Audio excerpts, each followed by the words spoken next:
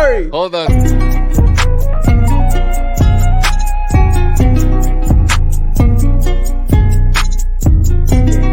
Case openings? Case openings? Wait. A ton of money from is that hold on, it's my closing they thought. actually everyone's saying they ran out of 3 because they feel it's profitable.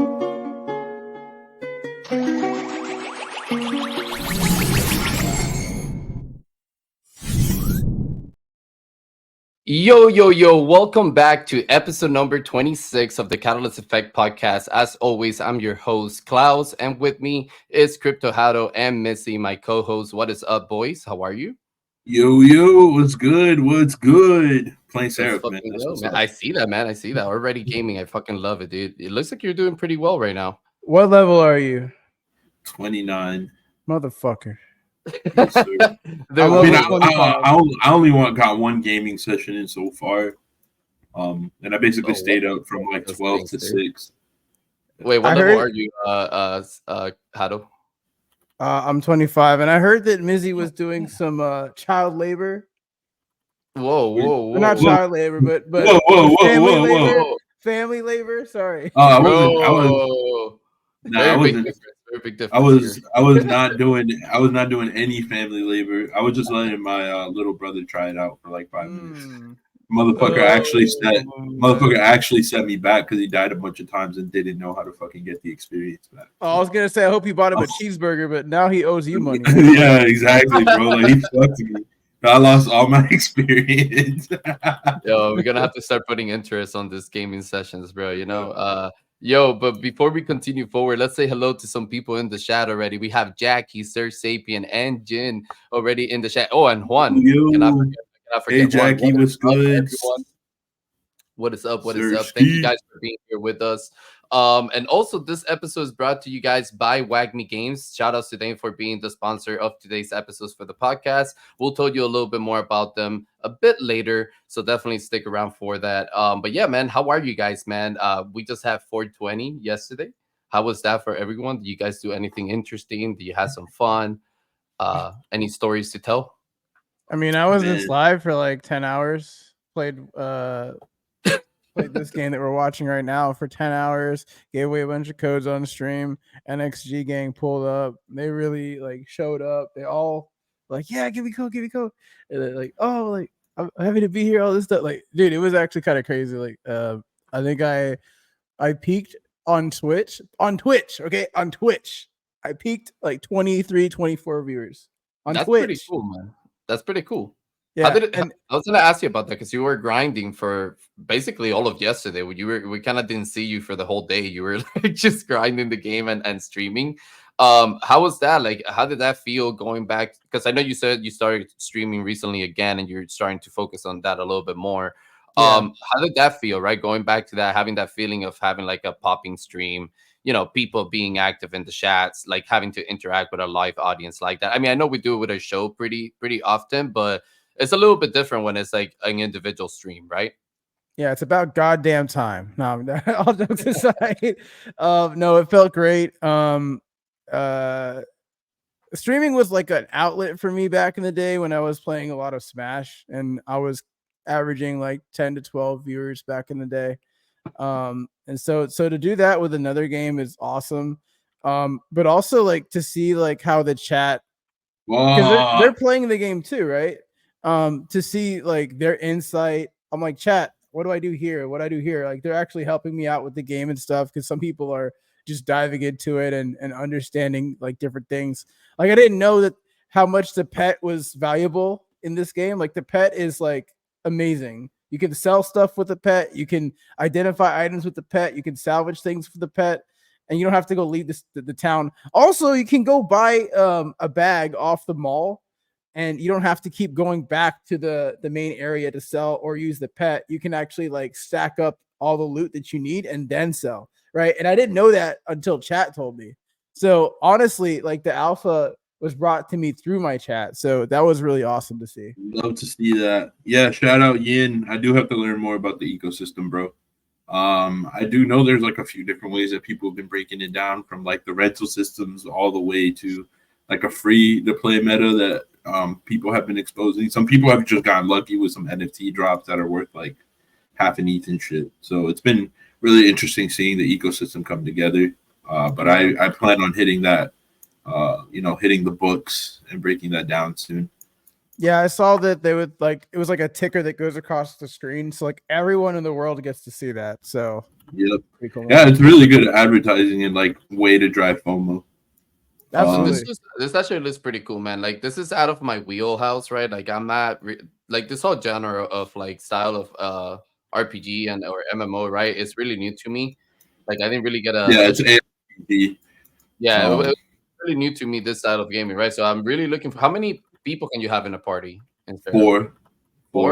I'm so down to party up and like play this together because this looks really cool. But I just never really like got to like dive deep into this type of games. Either, dude. I never. This was never my genre either, and I've told people that. The thing is, like, I'm the outsider in this game because I played Torchlight, and everyone and their mom played Diablo 2. I never played Diablo 2 at all, so I'm like, I'm learning as I go. Like, oh, this is Diablo. Okay, cool. Because I mean, for Diablo players, this is essentially like if they were to reskin COD, make some quality of life changes, like your favorite COD. And make some really good quality of life changes and then release it in Web3. Like, for Diablo players, it's very familiar to us, even down to the same builds. Like I'm going to be running the Whirlwind Leech Ring build on my bar because that's a build I already know how to run in Diablo 2. So, like, it is insanely similar. But I don't mind it. I like the fact that it's similar. Like, I know a lot of people, when I first talked about this game 5 months ago, they wanted to FUD me because they were just like, hey, fuck you. It's a fucking reskin. But I was like, no, fuck you, bro. It's Diablo 2 and Web3. I want this shit. I'm sorry. Yeah, I mean, listen, it's still kind of like its own thing, right? Like, it's not like a complete replica. But how does it feel as far as like being smooth? Does it feel like pretty like completed? Like, I mean, it still has certain issues. Like, something that Addis actually reached out to me last night because he got stuck in a certain level where he couldn't actually fucking play the game any longer. He had to like recreate a new character. He has to wait for the team to answer his ticket so that he can actually get out of like the origin area, which is like where you sit in between acts and shit. So like there's still bugs happening. Like I had one bug where the boss just kept healing himself and that sucked. So I mean like it's still an alpha, right? But overall, the content, there's so much fucking content in this game. Yeah, like there's 8 acts, so you can level up to 99. 10. Yeah, 10 acts. You can level up to 99, and in all honesty, like Diablo 2 as a game didn't really get interesting until about level 85 plus. That's where the loot gets interesting. So it's like everyone that's like excited to be 40, 50, 60. Like I'm feeling cool because I'm about to hit 30. And that'll unlock my whirlwind ability. Like this game doesn't really get started until you're like 80 plus. Yeah, so it's one of those. Yeah, that's wild. Yeah, so it's like you have to just grind to level and then be like, all right, cool. Now that I'm leveled, like what items am I getting, right? Like what are the trademark pieces and things that I'm looking for? Like once I kill these guys real quick, like I'll show you. Like this is as soon as I saw this on my barb, I was excited as fuck because we call them leech rings, right? So I already figured out that like the fast strike rings, you see here how it says like ethereal and then it says fast strike ring underneath it. Like these are the leech rings that you need as a barbarian because you see how I get mana regen on hit and then I get health regen on hit. As a barbarian, it's your job to essentially tank and do a fuck ton of like melee damage for your group. And especially in this game, because this game doesn't even have the paladin the way that the old one did with Diablo 2. So it's like, now I already see how the itemization metas are going to start playing out very similarly to how Diablo 2 worked. Like, as a barb, I need to have like the best leech rings. Like these suck, but like it gives me something to start with. So it's like I can see once you hit 80, 85, it really becomes a game of like clearing dungeons to get the best items. And I see that meta playing out here in this game like pretty quickly. Another tidbit information on this game: level 60 gets you a code that you can give to a friend, so you can invite them. So there's like an incentive to grind. So like people are like, hey, give me a damn code and get 60, right? You get a code to give out to your friend. And then also as the archer class, I've noticed when you switch weapons, the weapons don't switch. So whatever you exit the menu with, like your inventory, you're stuck with that. So there's a bit of glitches there. And then I've noticed there's been spots where I go through and I'm just walking around, just mindlessly hacking away. And then I notice that there's a quest I have to do and it's not active. And so I have to like leave the game, reboot it, and then come back to the game, reload the instance, and then the quest is active because I already killed the character I was supposed to kill. So there's a little bit of issues like that. And I don't know if that's like normal for these type of games, but I have noticed that sometimes I've had to restart the game and get back in there to progress in the story. Yeah, and real quick, let me catch up with the chat here. Yo, what's good, JRP? What's good, Grasslow? JRP left already, but it's all love, bro. You'll hear the recording. We got the Wag Me homie in here. Solo, what's up? What's up, fam? I really got to pull up to one of those Wag Me spaces that I've seen you running. Yes, sir. We got the homie Me Prox in the house. Let's fucking go. Man, we got a lot of people in here today. Let's go. What is up, everyone? What is up, everyone? We got Kobe. We got Kobe, as always, La Familia. Welcome. JRP and Gami. Go, dude. Yo, let's go. We got DeFi pulling up. We got Guy Lambert. What is up, brother? Thank you for stopping by. Grasslow sing here. What is up, man?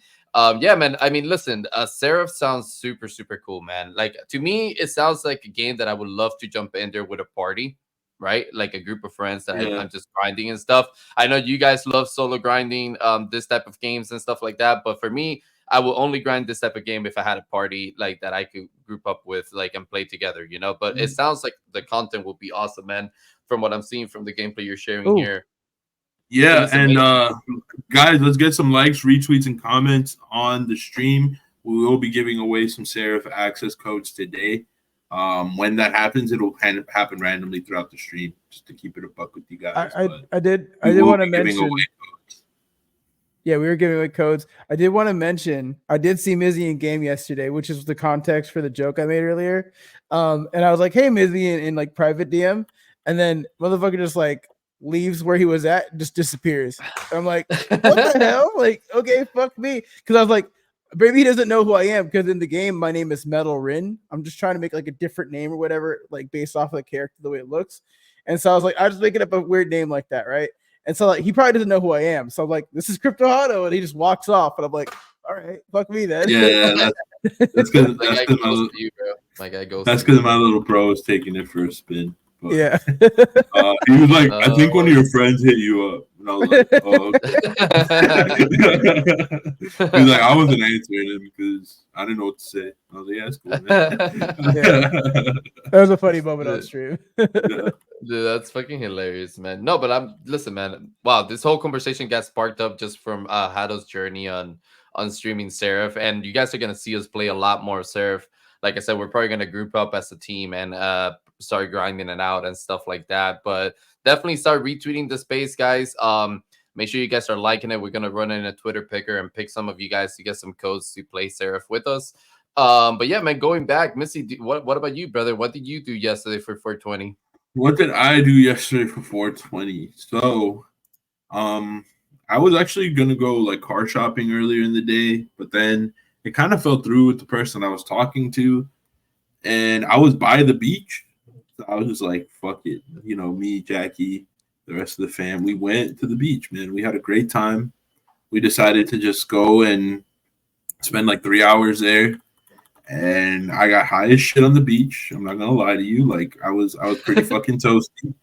And yeah, man, we just went walking on the beach. We took a dip in the water in the ocean for a little bit. I got back home, played some Seraph, fell asleep, woke up again, played more Seraph, fell asleep again, and that was pretty much my day, bro. Like I was at the beach high as shit, came home, still high as shit, game, slept, game. That was it. Bro, I saw that picture you posted on Twitter with the beach photo. I had some FOMO of like, I haven't been to a beach in years, like probably a decade. I love the beach, bro. Like, I am of Caribbean descent, and I actually feel like, I don't know, maybe this is a conspiracy theorist, but I feel like it's almost like stats inside of games. Like if your heritage comes there, your stats are like higher if you go back to the motherland kind of thing. So I needed to recharge. I needed to hit the beach. I needed that sun. I got a nice tan going. So Yeah, I feel good. I will say, car shopping high might have not been the best idea, you know. So I'm glad you directed. I'm glad you directed your plans to something Well, else, man. But I listen, got high after the car thing fell apart. I didn't. yeah, I wasn't gonna. yeah, Bro, yeah. I wasn't gonna if go look at engines with high as shit. bro, if So we're you said talking, this was an Acura? No, this is a Honda.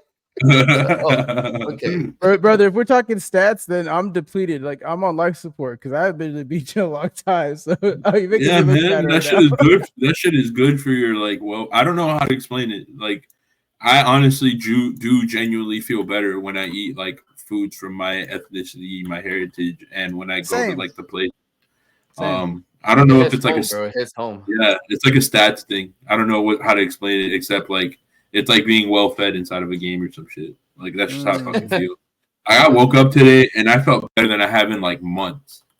mm. And all I did differently was I've been getting high, so that's not different. All I did differently was go to the beach. So, Hell yeah, yeah, that dude. shit was a vibe.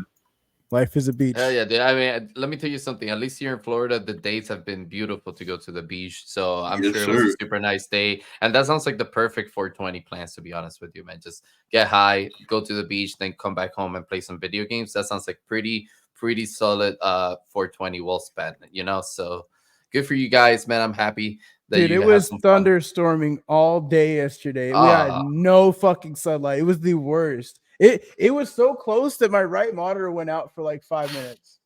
dude, that Like sucks. it zapped. My right monitor went out, and I was like, "Fuck, is this over? Is it done?" And then it It's comes back a- on. I'm like, "Oh, thank Did we kick the bucket? God." Dude, no, that sucks, man.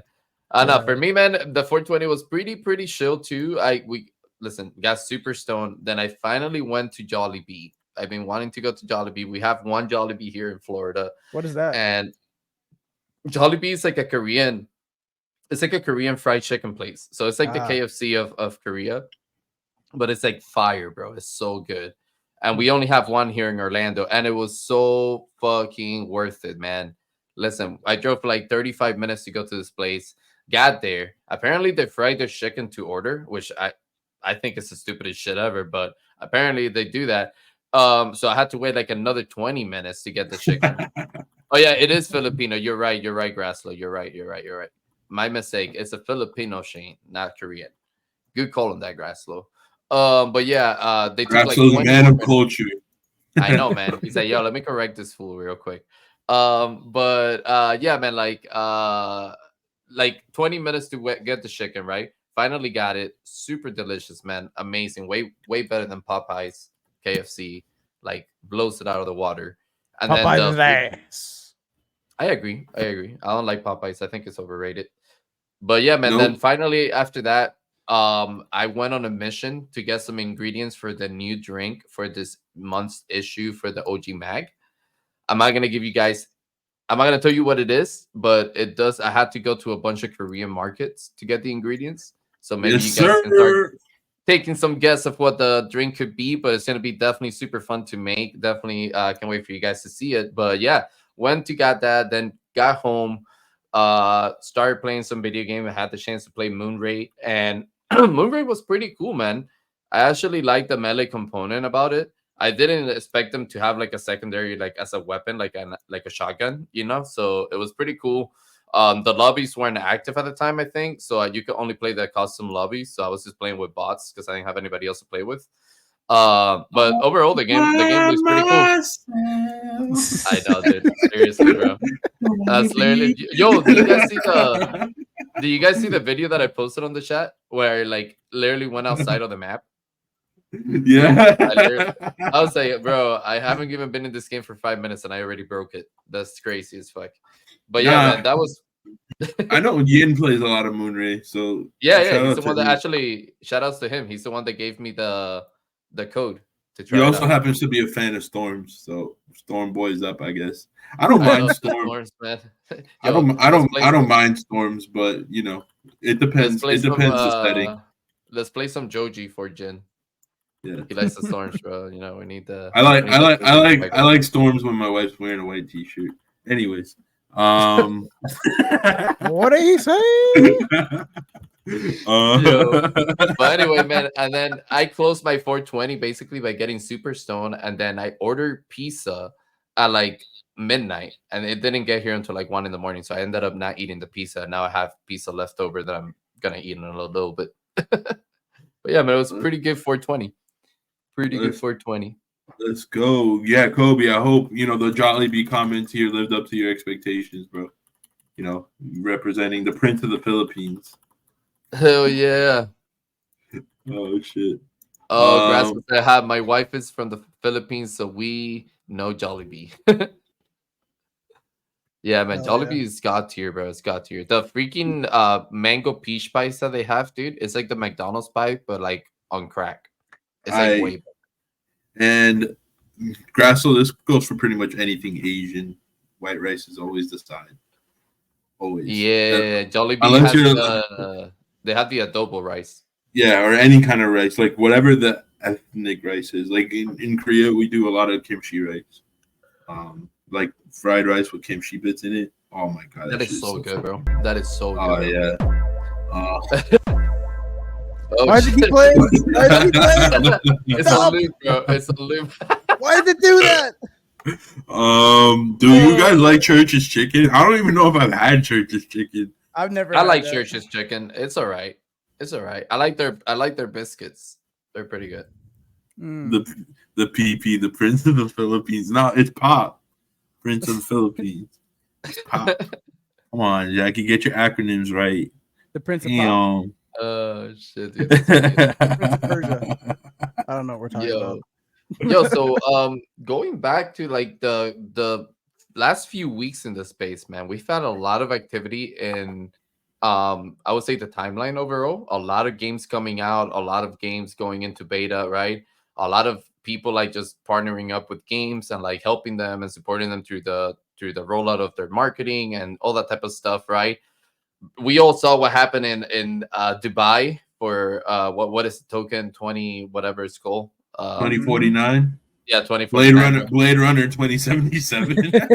That's all I ever fucking think about when I hear that shit. Dude, Dubai is underwater over there, bro. That shit is looking crazy. So a bunch of the creators from Web3 over there kind of like stranded in the waters over there. Like it's fucking nuts, man. What do you guys think about that? When you it is Blade 2049. What? The movie is Blade Runner 2049. Why is also the Dubai? Sorry. I mean, the token 2049 has always been named that. Oh, but the Blade Runner movie is also 2049. You're thinking of Cyberpunk. I am thinking of Cyberpunk 2077. I'm like I said, it's just too many numbers, man. That should be fucking me up. Too many numbers in the all I know is when I hear token 2049, I instantly think of Cyberpunk and fucking Blade Runner. I don't even think of the event. I think of water. Sorry. Yeah, dude, that shit was so wild, bro. I mean, I had two guys from my team at Paladins over there. We had Mike and Jave. It was pretty rough for them in the beginning. It cleared up. They said it was worth it for them. You guys know how I feel about conferences personally. Like, not to shit on anyone that does them. I think like I just have to have a very, very clear purpose to go because I feel like I get more done at home. But that's just me personally. Like, it depends what your strengths and weaknesses are. I'm really good at getting people's attention on the internet. Like a couple of reply guys or the right, well-placed DM, I can make a connection. But that tends to be like what I'm good at. So I don't know if like I wasn't good at that. Maybe I would feel different about conferences. But yeah, that's just my opinion. Personally. I'm better in person, but I'm like super exhausted after. Like if I go like every single day, I'm like I need a week off. I'm that kind of person where I'll be talking all day, networking, all this shit, but like after it's done, don't talk to me. I need a week off. Yeah, everyone does that, which is to me where the biggest disadvantage is because it's like, okay, you wasted a week being there. Maybe you got one or two actual decent leads. Now you're wasting another week because you're tired. Honestly, you give a cat like me 2 weeks, bro. I work 16 hours a day. Good luck catching up. Honestly, if you're trying to go to market with something and you're trying to like be a local type of person, I think it's very important to do things in person because well, that's why I said network. like it has to be with a very specific purpose. Like, yeah, if you're traveling all over to like NYC, Dubai, and Austin's next month, right? Like, you know, shout outs to my city, come through, let's hang out. But you know, all those kind of events, there has to be a purpose behind it, and like it's kind of like you're going on tour with like your DJ set, right? You're not gonna do everything the same, but you're gonna do things similar. And then after a while, you gotta like peace out for a bit because it's like you've talked to so many people, gone to so many places, tried so much food, so much layover, travel, and all that stuff. You need a bit of like a breather, you know? Yeah, man. I mean, I would never be able to do that as like a main way to like network, you know, like just travel throughout the year, like going to different life events, you know, like it's just not for me. Like I'd rather go to those things like maybe like one day of the week for the event or like one of the weekends, you know, like to like make some dope content. You get me? And like then it's worth it for me personally to go to those things, you know, if I know I'm gonna make a dope content piece or it's like a partner content piece that I'm doing with a game or something like that. But as a network thing, I mean, I don't see the value there.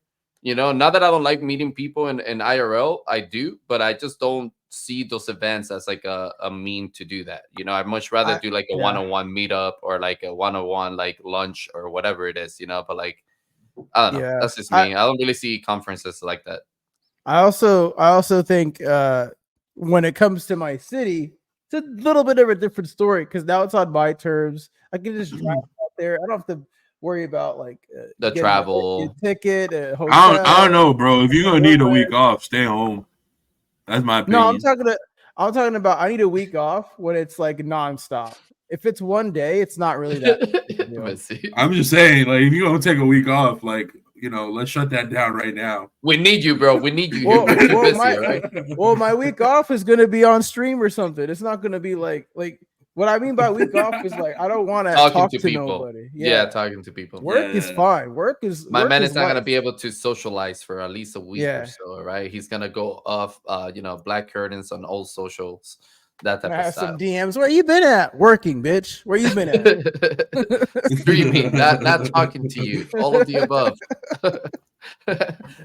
No, but listen, man. Yeah, I get it, man. Like honestly, I wasn't even that like into like actually keeping up with the timeline of what's going on with the conference over there in Dubai. I was just more like actually like worry about like the situation in Dubai, bro, with the flooding, bro. That shit look intense, bro. Like, do you guys see the video of the airplane trying to land? Yeah. Did you? I saw. Do you guys think that's real, by the way? Because you know how AI nowadays and all that shit, you know. So like, I saw a video of like someone's fucking patio furniture flying off of the balcony. Oh, really, dude, I saw like a whole tree coming off the ground. Yeah, like it was really bad in some areas. But like that airplane video was wild, dude. Like it was like freaking almost to the halfway up the wheel of the plane. So I was like, what the heck? That's crazy. But I also seen that video of the airplane with the truck that lands in the back of the truck and it helps it land. And that's an old ad for like Nissan or some shit like that. So I don't know if it was real or not, but it was crazy with the flooding over there, man. I hope everyone out there is safe. You know, anything that I see on video, I take with a grain of salt these days. Yeah, that's what I'm saying, dude. You never know.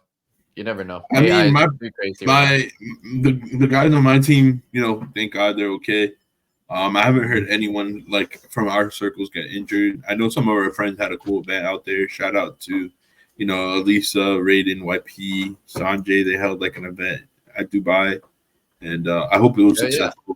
I don't know much about it, but like I hope it was successful, and I hope they did really well.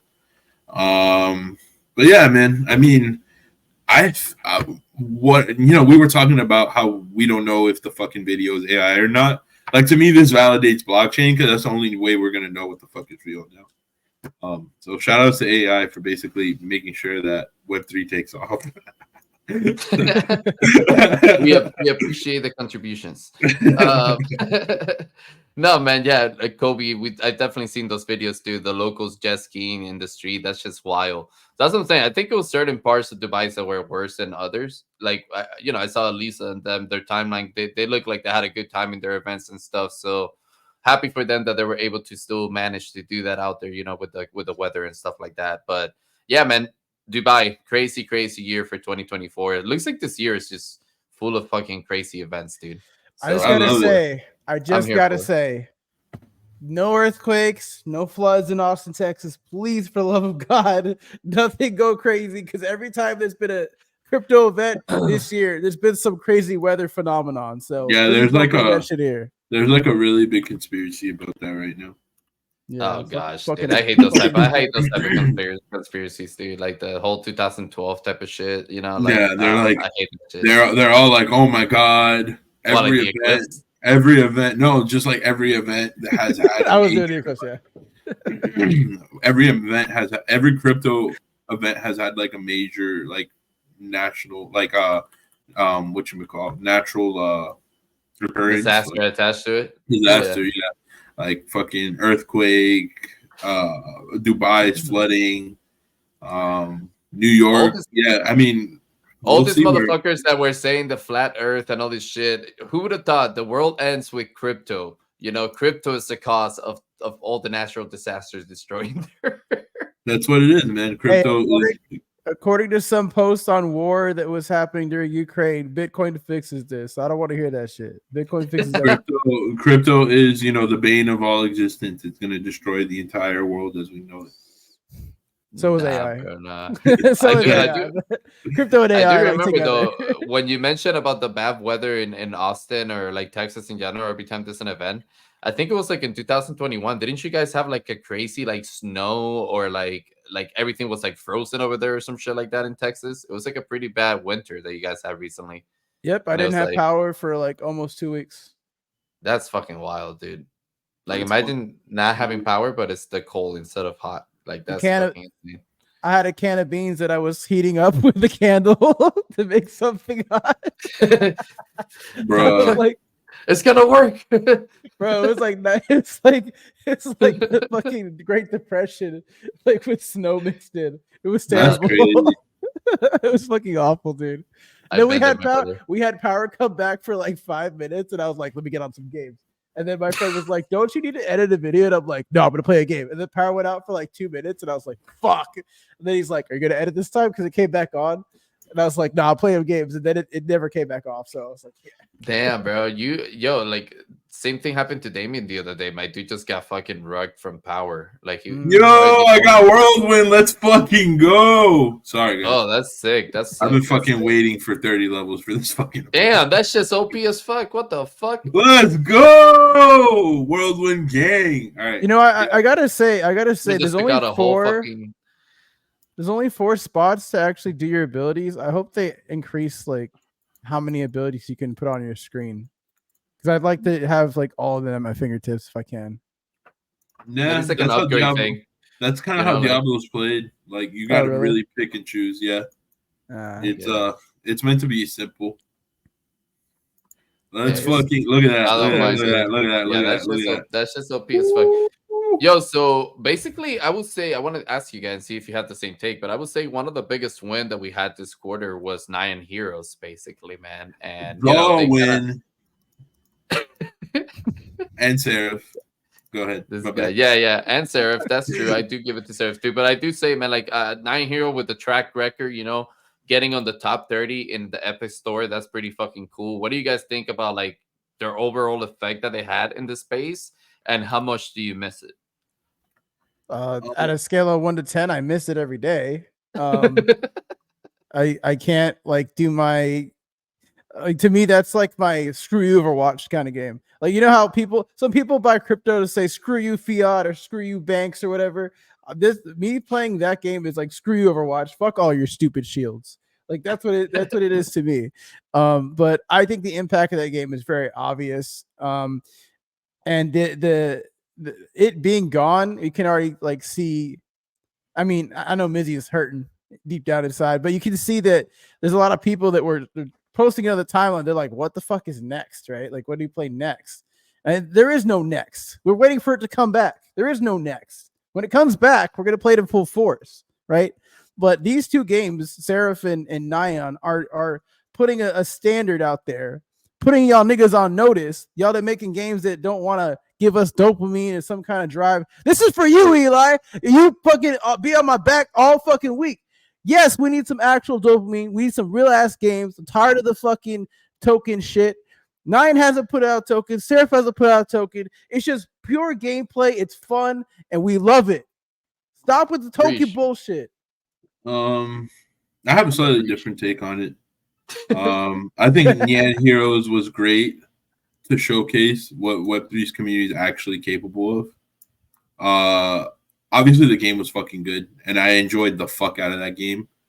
But the one metric that I loved the most was, and this is something that I did like bring to the attention of the Nyan Hero like lead dev, and he gave all the credit and love to the Web3 gaming community, like the Chad that he is. But there was 35,000 daily active users. Only 20% of those came from fucking Web2.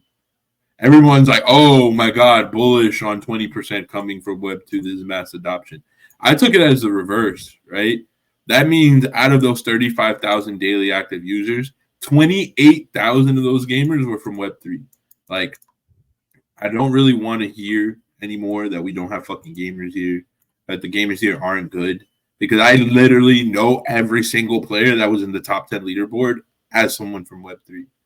So that's what I love the most about the Nyan Heroes experiment, so to speak. It's like it proved that we do have crack gamers in Web3 because you had Web2 gamers that didn't make it into the top 10 leaderboard.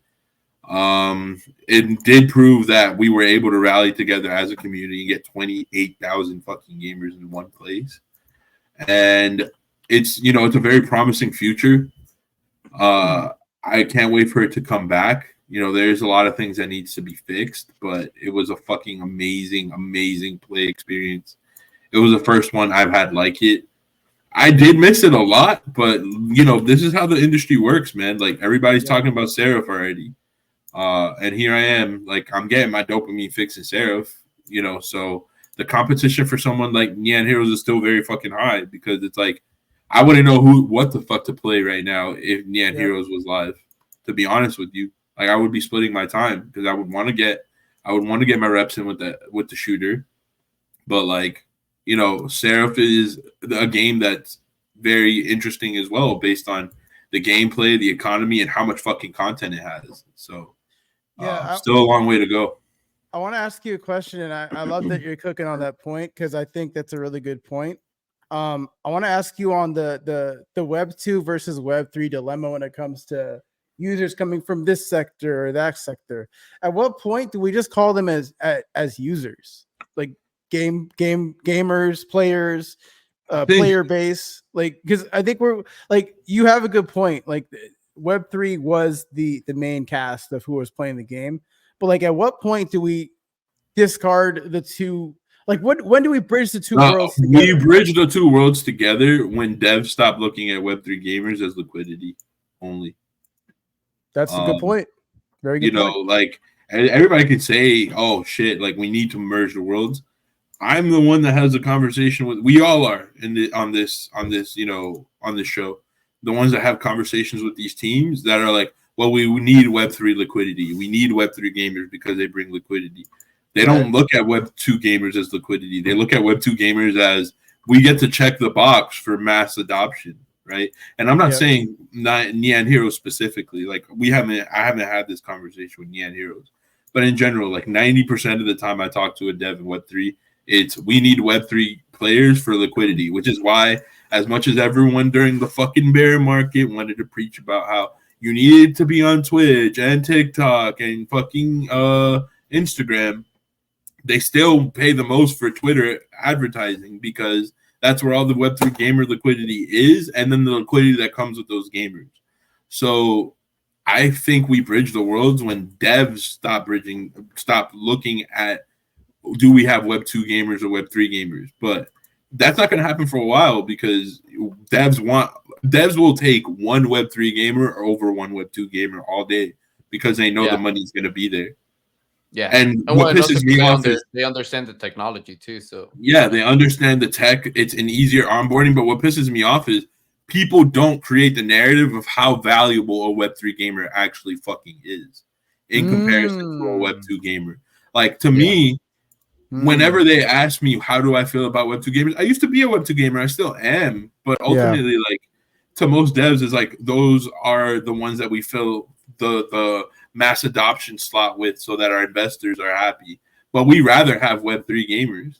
But then you hear them talk publicly and no one fucking says that. So it's like a Web2 gamer is about 5 to 7 times more valuable than a Web3 gamer is 5 to 7 times more valuable than a fucking Web2 gamer. Let's call it for what the fuck it is. Yeah, because they're leading with their wallet. You're right. Exactly. So it's like, let's stop grifting and pretending it's not what it is and just accept the fact that we value Web3 gamers more. And that's why Nyan Heroes playtest being 80% Web3 gamers is bullish as fuck. So do the players need to demand something then? Sorry, go ahead, Klaus.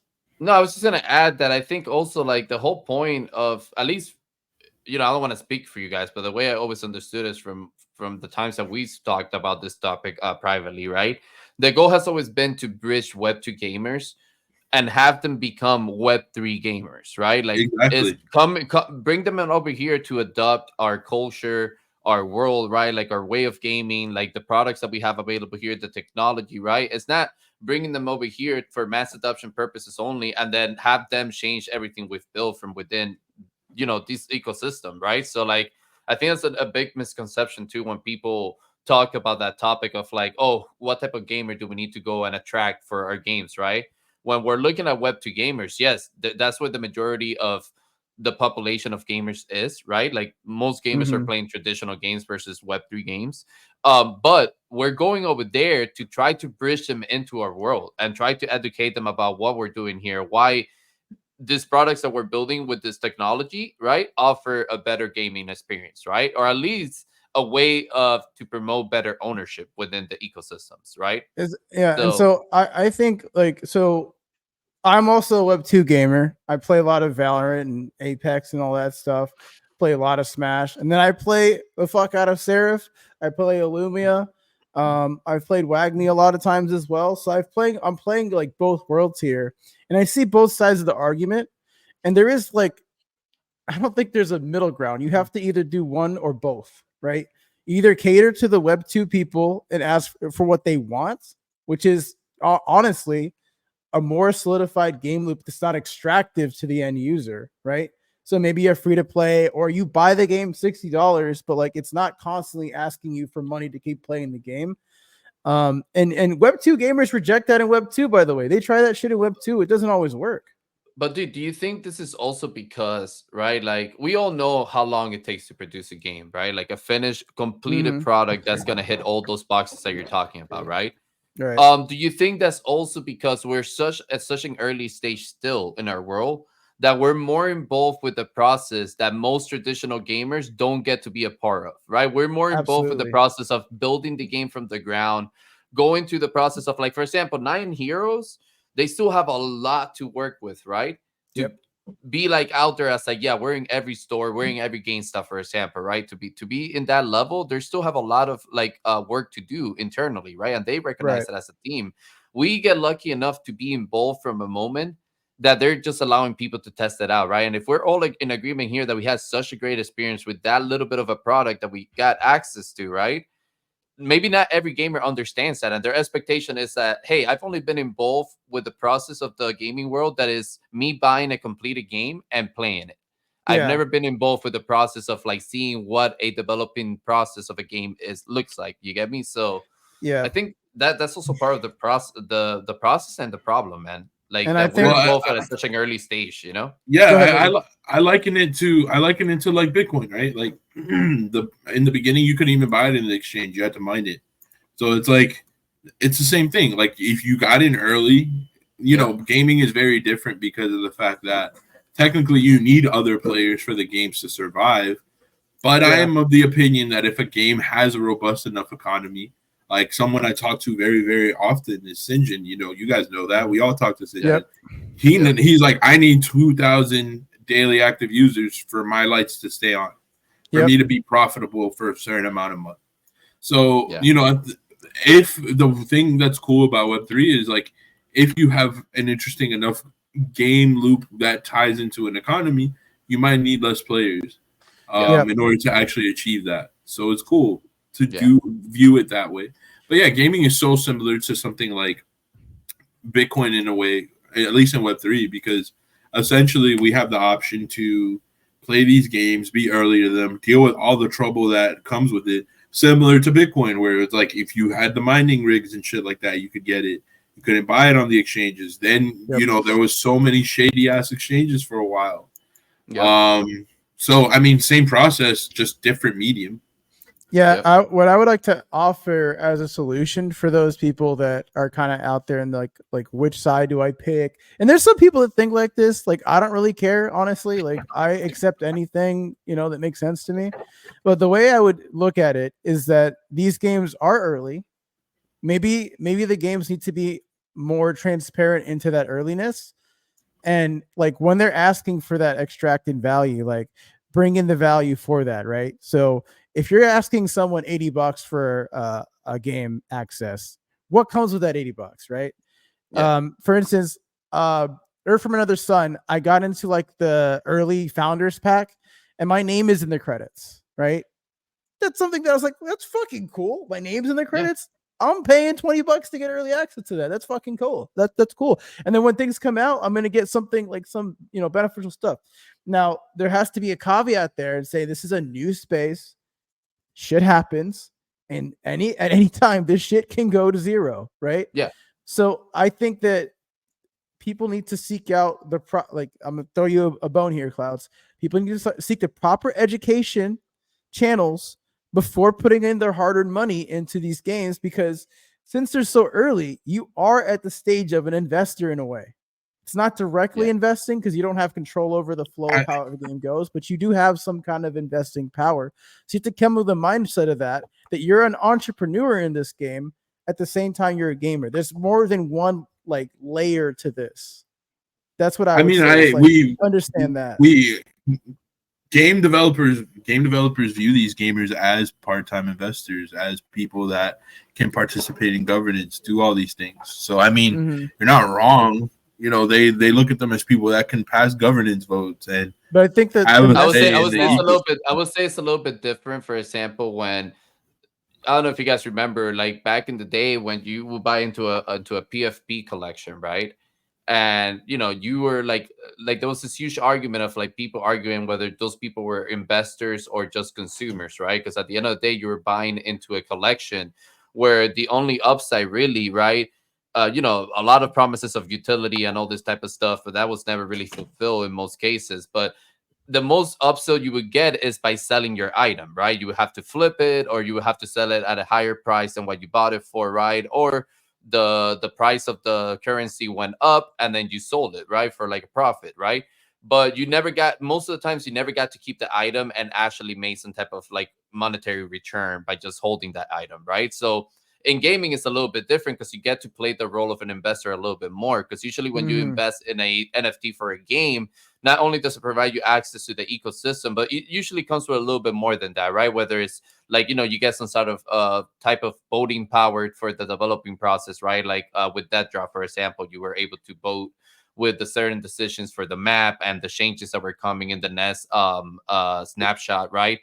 Same thing with Shrapnel, or you get access to like certain UGC channels that give you more opportunities within the ecosystem, right? To be a little bit more involved, like Hato was saying, being part of the credits, making custom skins, etc., etc. So I can see the investment side more when it comes to gaming, right? And you're investing like more money at an early stage.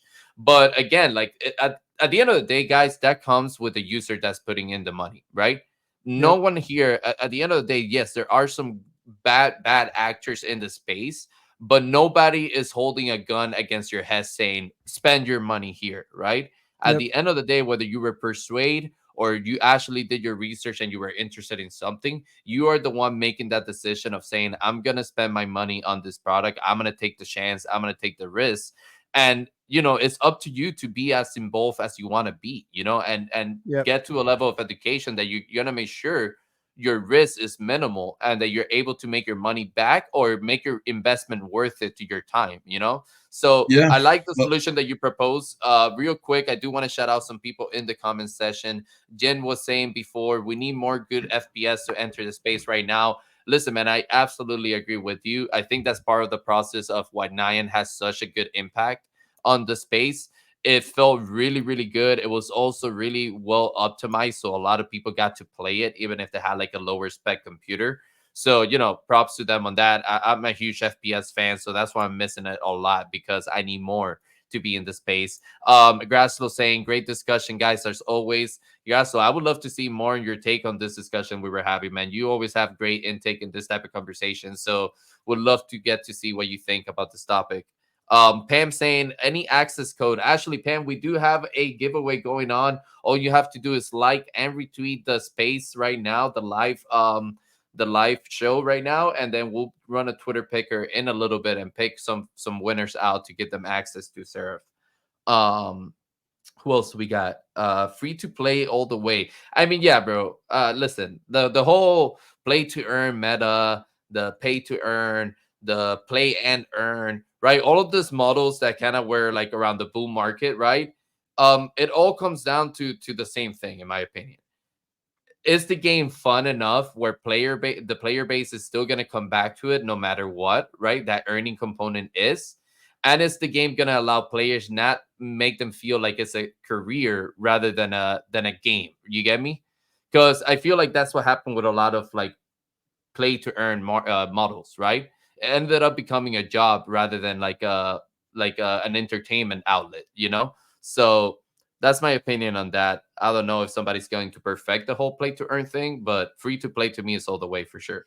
I just want to throw a quick example. I mean, you know how you go to the gym and you throw on some music and you don't even know you're working out? That's how games have to be at Web3. I mean, it's to me like free to play into play to earn is the vibe. I mean, it ultimately at some point stops becoming free to play, right? Like Seraph is going to be free to play into play to earn. I can already tell.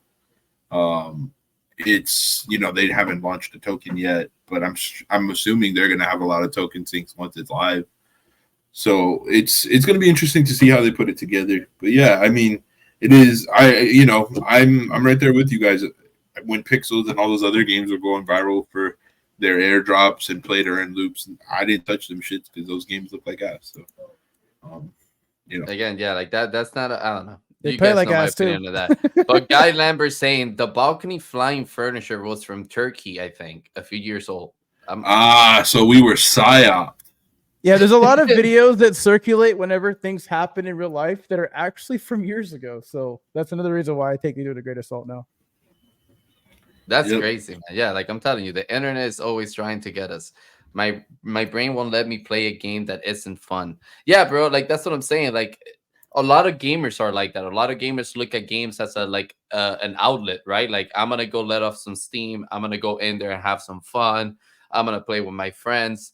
So if you come in and you don't get any of that dopamine effect, why the hell are you gonna spend your time on that product, right? So I'm getting a lot of dopamine right here, bro. I'm having some major serious FOMO watching this motherfucker play right now. I'm just sitting here not leveling. But that's when a game is good, I'm getting my dopamine just watching him play. I don't even necessarily need to be playing right now. Like I'm enjoying the gameplay just as it is. So that's pretty cool. This world is pretty dope. I'm not gonna lie. I miss my game. I'm not gonna lie, man. Like this is hella nostalgic for me. Like my first character that I leveled in Diablo was a barbarian. And I'll never forget when I unlocked the whirlwind ability for the first time. I was like 7. I was like, what the fuck? Like, this shit is hard. That's how old I feel when I play this, because I don't know what the fuck's going on half the time. Yeah, so, oh shit, I got... Dude, actually, another game that I really enjoyed that we got access to not too long ago was Blade of God, dude. Like, that game, the storyline was actually really cool. Shout out Blade of God. I'm actually dropping a thread with them. Oh, hell yeah. Nice. On Monday. Yeah, it's not like sponsored or anything. I'm just dropping a thread. But I really enjoyed their storyline and how you got to decide like what happened after you defeated a boss. As far as like the ability that you decided to keep, or like if you decided to release their soul or whatever it was.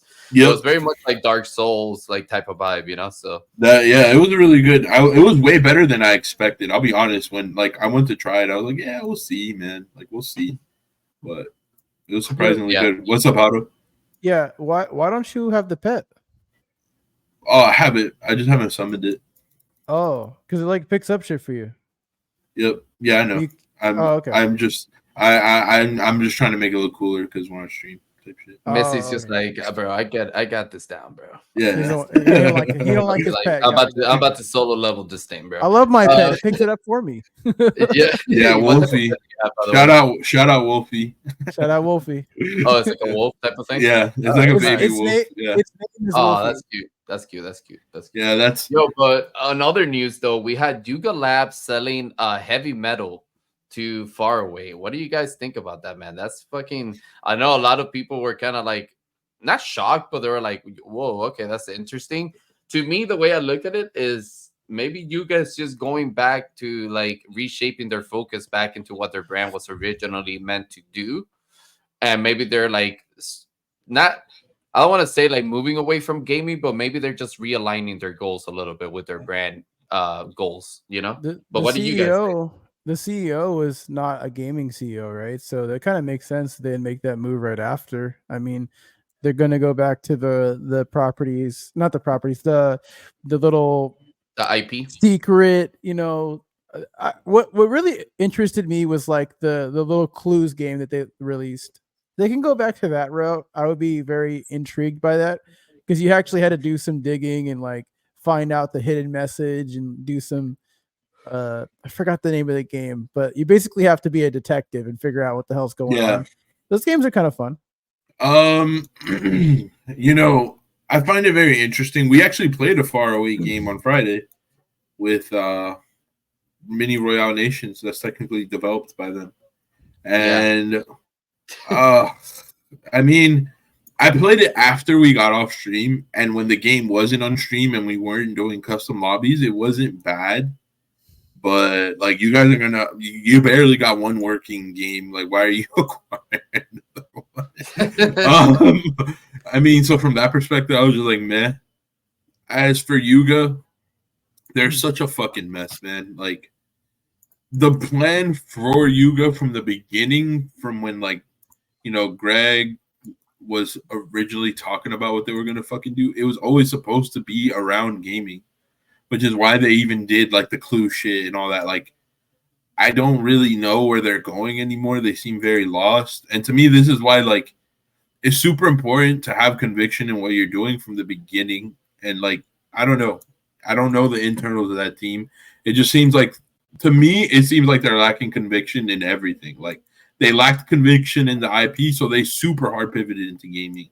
Now they're lacking conviction in the gaming, so they're like super hard pivoting back into the IP.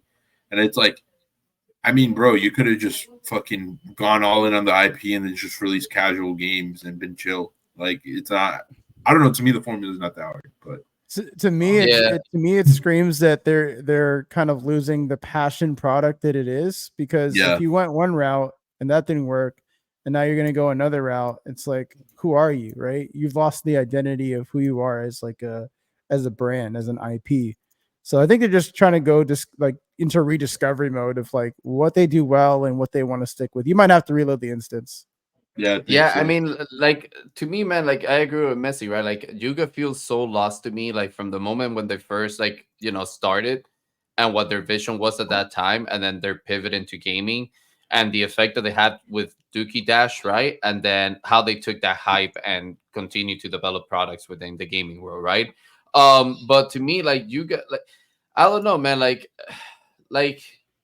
I don't see them like to me what happened is like it's a perfect example of a company that made a shit ton of money and didn't know exactly what to do with all that capital, you know? And then also another problem I see is that there's so many community members inside the Yuga ecosystem that have made so much capital that they themselves can go out and produce a bunch of products with their IPs, right? Like, so not necessarily that the community needs Yuga to continue developing things because they can do it themselves at this point, I feel.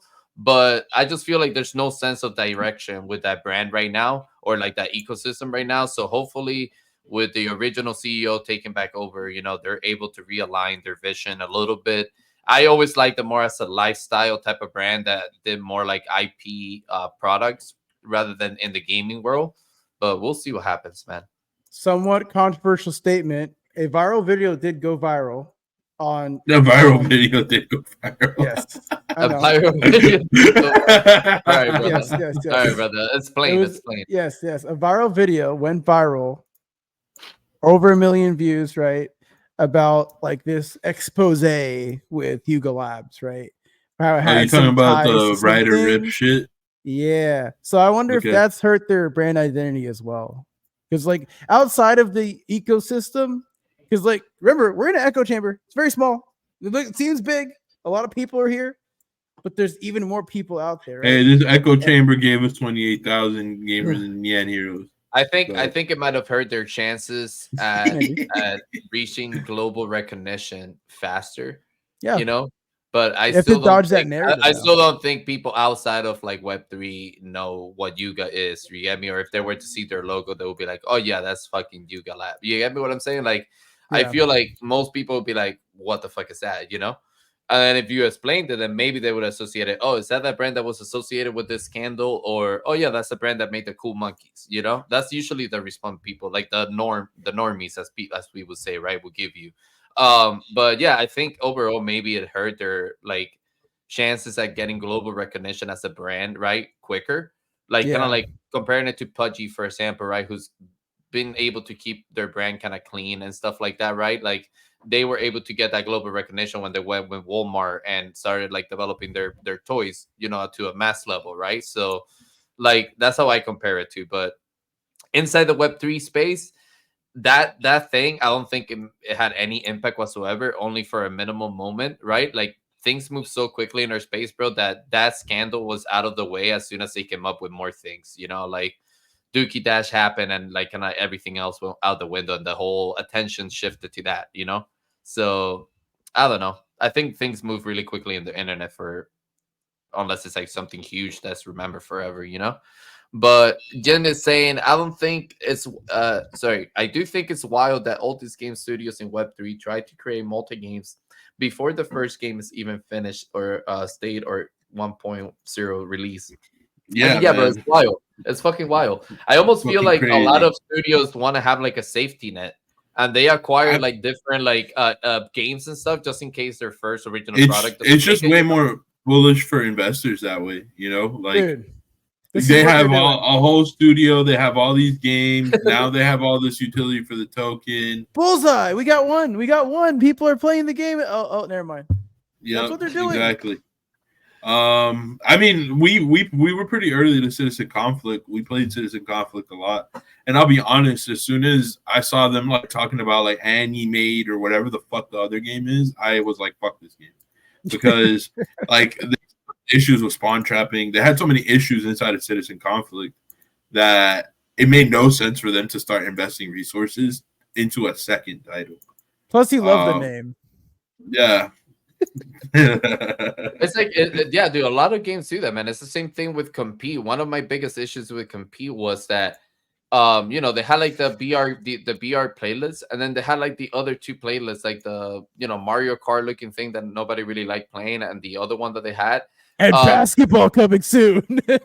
Oh, they have basketball now too. Yeah, Dude, that's 2K. fucking wild, It's 2K now. That is fucking wild, dude. Like, just fucking make the BR fucking thing you have like somewhat nice, bro. Like, come on. You know, like it's crazy. Yo, what up, Dylan? What is up, baby? Thank you for stopping by, man. Welcome to the show. Yo, guys, but yeah, the whole Yuga thing, man. Again, I'm not surprised. I'm not impressed. Far away. I mean, we'll see what they do with heavy metal. I personally was not a fan of heavy metal in any capacity. Think it was a super boring game, in my opinion. But maybe they do What do something you different. do in that game? Do you know? You build like a little base thing that gives you like basically farms shift for you, and the whole concept was that there was going to be different stages, if I remember correctly. And if you were able to farm all the stages or whatever to like level 50 or whatever, a certain amount of people in the leaderboard would get like a new NFT that was like a mech, like kind of like a Gundam type of shit. I don't know, bro. It was super confusing, but Jesus like the Christ, that product sounds itself, fucking boring. the product itself that you had to grind was the most boring shit ever because it's just this little robot like building shit in this little square, just farming. So it's Basically. Wally. Yeah, Wally farming like the tokens that you need or whatever, like the resources you need. Honestly, whoever makes Conan Exiles or Rust type of Web3 game and makes that shit pop, that's an undiscovered gem. It's called Sunken Land, sir. It's the That's best not Web3 Web3. game. That's not Web3. All right. It's not Web3. And no one's playing it. No offense. No one's playing Web3. I know, man. I know. I'm trying to make that game popular. All right. No. But listen, yeah, like far away, like again, like the whole mini Royale Nation, man. I mean, we'll see what they do, man. Mini Royale Nation is a browser game. I wasn't too impressed when we did our rec episode. You know, so we'll see what they do. Dylan, RP is coming back. I'm telling you, it died. It fell off a cliff. But I watched some RP streams this past few days. RP is coming back. It's on the rise. We need to bring that shit back. And that shit would pop in Web3. Role playing? It needs it. Yes, we need some. Dude, I'm all about those servers, dude. Dude, we need it. Web3. I mean, we got RP. It's called Rect. That's the RP for Web3. Motherfuckers have me doing all sorts of stupid shit. For real, bro. We'll be like doing. Hey, what type of role play you want, bro? Batman? You want some singing in there? You know, like what do you want to do? I want Damien to be in game and bashing you guys with a hammer if you guys fuck up. That's what I want. Role players matter too. Role players. Bro. Put that on a t-shirt. We stand with role players in this fucking space, bro. Put that on a t-shirt. Yo, guys, before we move on to the next section here, let's go ahead and say hello to our sponsor, Wag Me Games. Let's say hello to them, tell you a little bit more about Wag Me Games, and we'll be back to the show in just a second. Today's episode is brought to you by our sponsors, Wag Me. Dive into the expansive universe of Wag Me, where multiple games, anime, comics, cosplay, collectibles, and more await your exploration. Experience the excitement of Wag Me Defense, a mobile tower defense game available on Android, BlueStacks, and Google Play. Wield your card deck, deploy characters, and defend your towers in the immersive world of Nemosh, set in the year 3022. Shape the outcome of the Nefi Wars as you navigate through the dark backdrop off of world laboratory experiments conducted by extraterrestrial beings known as the Greys. Join the Wag Me community today and emerge victorious with bragging rights, collectible cards, and endless adventures. And I hope to see you guys on the battlefield. Yo, wait. Is this what Web3 is all about, bro? How do you get those glasses out here, man? Like, what? Shit, that's what we do out here in Web3, you know? Man, it's looking fly over here, this on my face. What's up? Hey, man, it's looking too fly out here, man. Yo, shout outs to Wag Me, man. Shout outs to Wag Me. Thank you for sponsoring that episode, man. Definitely check them out, guys. They have some great stuff going on.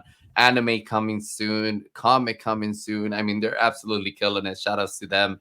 But yeah, man. Stop it. Don't talk about that. I saw Hat on the battlefield. Oh shit. Oh, Jen. Shout out Wag Me. I haven't beat anybody that I know. Wag Me, baby. Everybody has destroyed me in the game. I'm ass. I got so much alpha on the IP and the anime over there, guys. Like, ooh. Man, I wish I could share it because I'm genuinely bullish as shit. Hey man, it's so good. I heard some alpha's gonna be in the OG mag that's coming out, so definitely be on the lookout for that, guys. Yes, never sir. Watching myself. That's gonna be coming. Myself. When is that coming out? Otto loves himself. Otto loves himself too much for it to ever be weird. I respect that. It comes out April 30th. April 30th, guys. You heard it here, so definitely be on the lookout for the OG mag. Yes, sir. Yes, sir. All right, guys, and remember, we're running a giveaway for Seraph codes in just a little bit, so make sure you guys are retweeting and liking the space. Let's get some more people in here, guys. Let's get them to see this beautiful Seraph gameplay that Messi's putting out. The man is absolutely crushing it, bro. Have you died yet again, bro? No. Once I got Whirlwind, it was a wrap. Yeah, because the way shit. Look, he had like a hammer attack like he did to Hado in Illumia, bro. Damn. the way the leech rings work is once you get Whirlwind working, like once you get it up at level 30, you get so much healing and so much mana from the leech rings that it's kind of crap. Damn, so like they literally brought in the same strategy that we used to use in Diablo too. It's pretty funny. Yeah, that attack is cracked, dude. That is fucking crazy.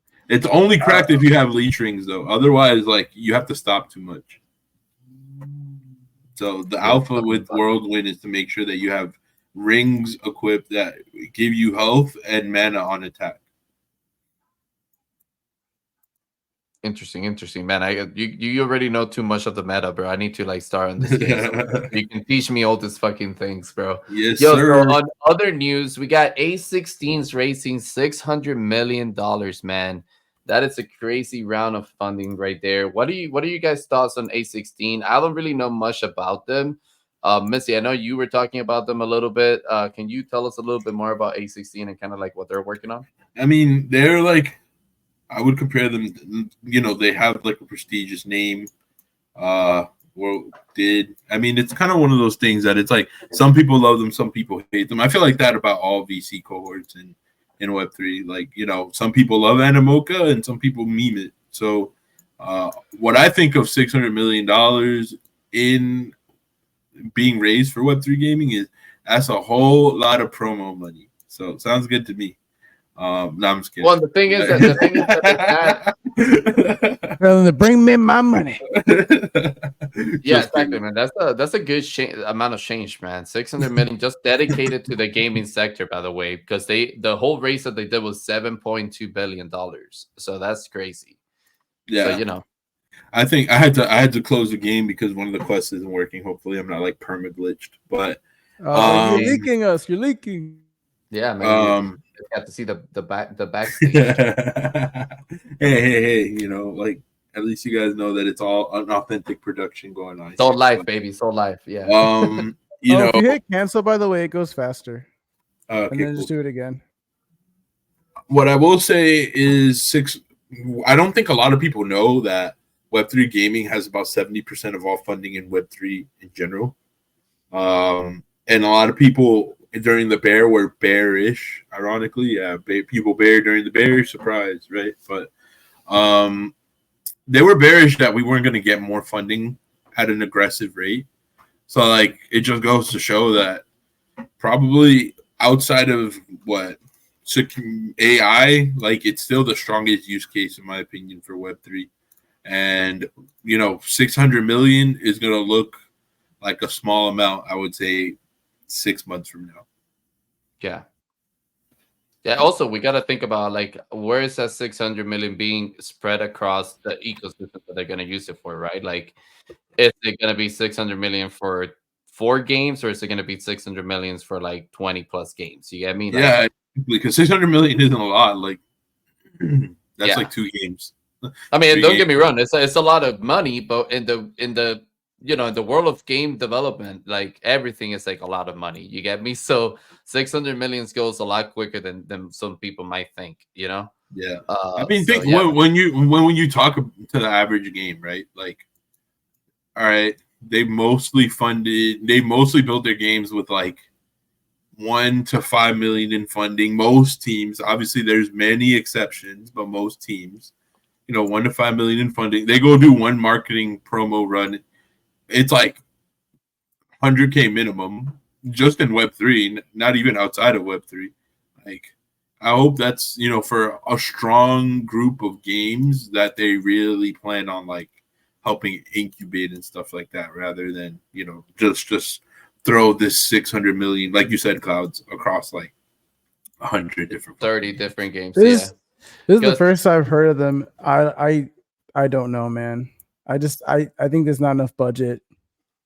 Not enough, man. Well, I mean, A116Z always starts off like they always do multiple raises, multiple rounds. I was gonna say, like I said, I think more money. Like, they raised $7.2 billion, and they just decided to, you know, dedicate 600 million to the gaming sector. But I don't know what their gaming sector looks like. You get me? I don't know if it's like 100 plus games in there that are gonna share this 600 million, or, you know, 2 titles are gonna share 600 millions, which can go you know, a long way as far as like the development can go. I'm not saying it's going to solve all their problems, but it's still a good amount of funding, you know, to receive.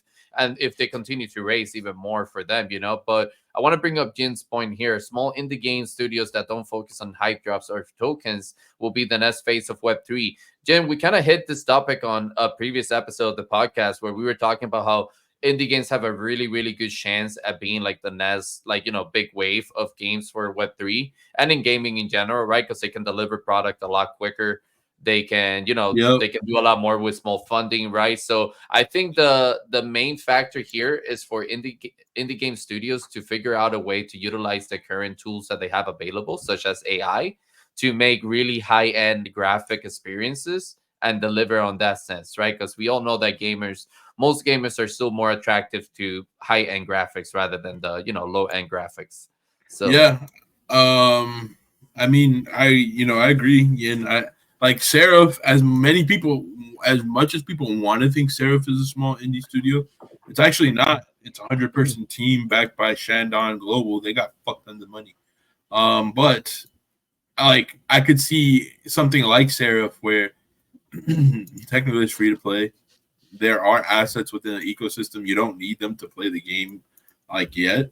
And there are some gamers. I don't know how they did it. So like I have to really talk to some of these guys or go do more research. But some gamers have claimed to make, somewhere between 10,000 to 100,000 on this game in previous play tests with how they figured out how to farm the economy and get like the NFT assets and sell them and stuff like that.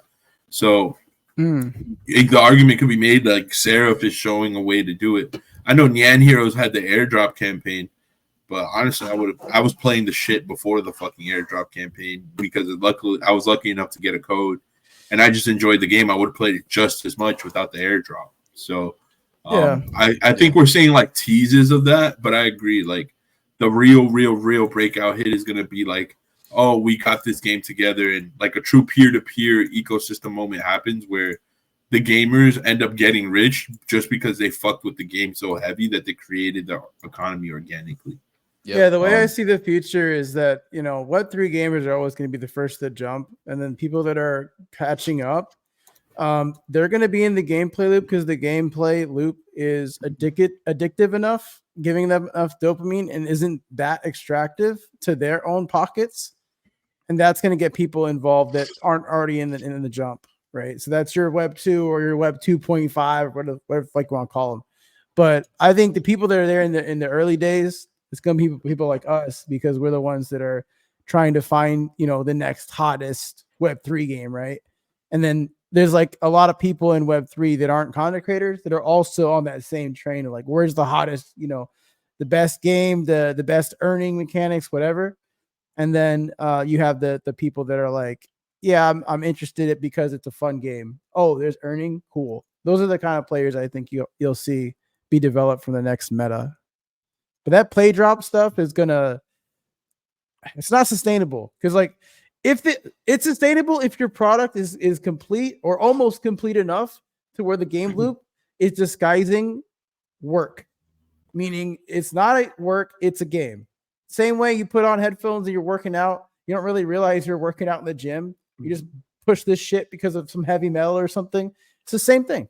Well, it's the whole reason why the whole when it was play to earn, right? And then they separated to play and earn. It was just literally a more friendly term to say like now you're enjoying what you're doing while also earning, right? Yep. Like when most pay to earn games were around, they were like shitty experiences that you could earn, right? And obviously when their pool was around, in some cases you could earn a lot of money, right? Like quote unquote Axie, right? Like I don't care. Like Axie to me is still not a fun game, but it was a game that during those times people were earning a lot of money, right? So that's the play to earn perspective. And then when people started saying like, oh no, now you can play and earn, it was more of a term dedicated to certain experiences that we're trying to figure out the process of like providing a fun experience and still allowing their player base to have some type of earning model, right? Like some type of economy model to follow. But again, even that model wasn't completely successful, right? I would still argue that we still haven't seen a fully successful play and earn like model, right? Maybe big time,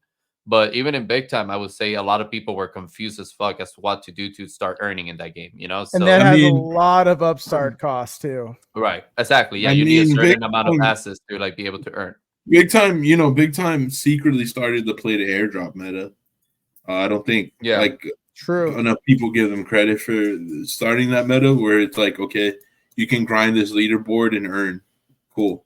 Like, technically you ain't wrong, Jin. I'm not gonna argue with that. Yeah. Like, technically there I knew some guys that were able to grind that leaderboard without spending much money on assets.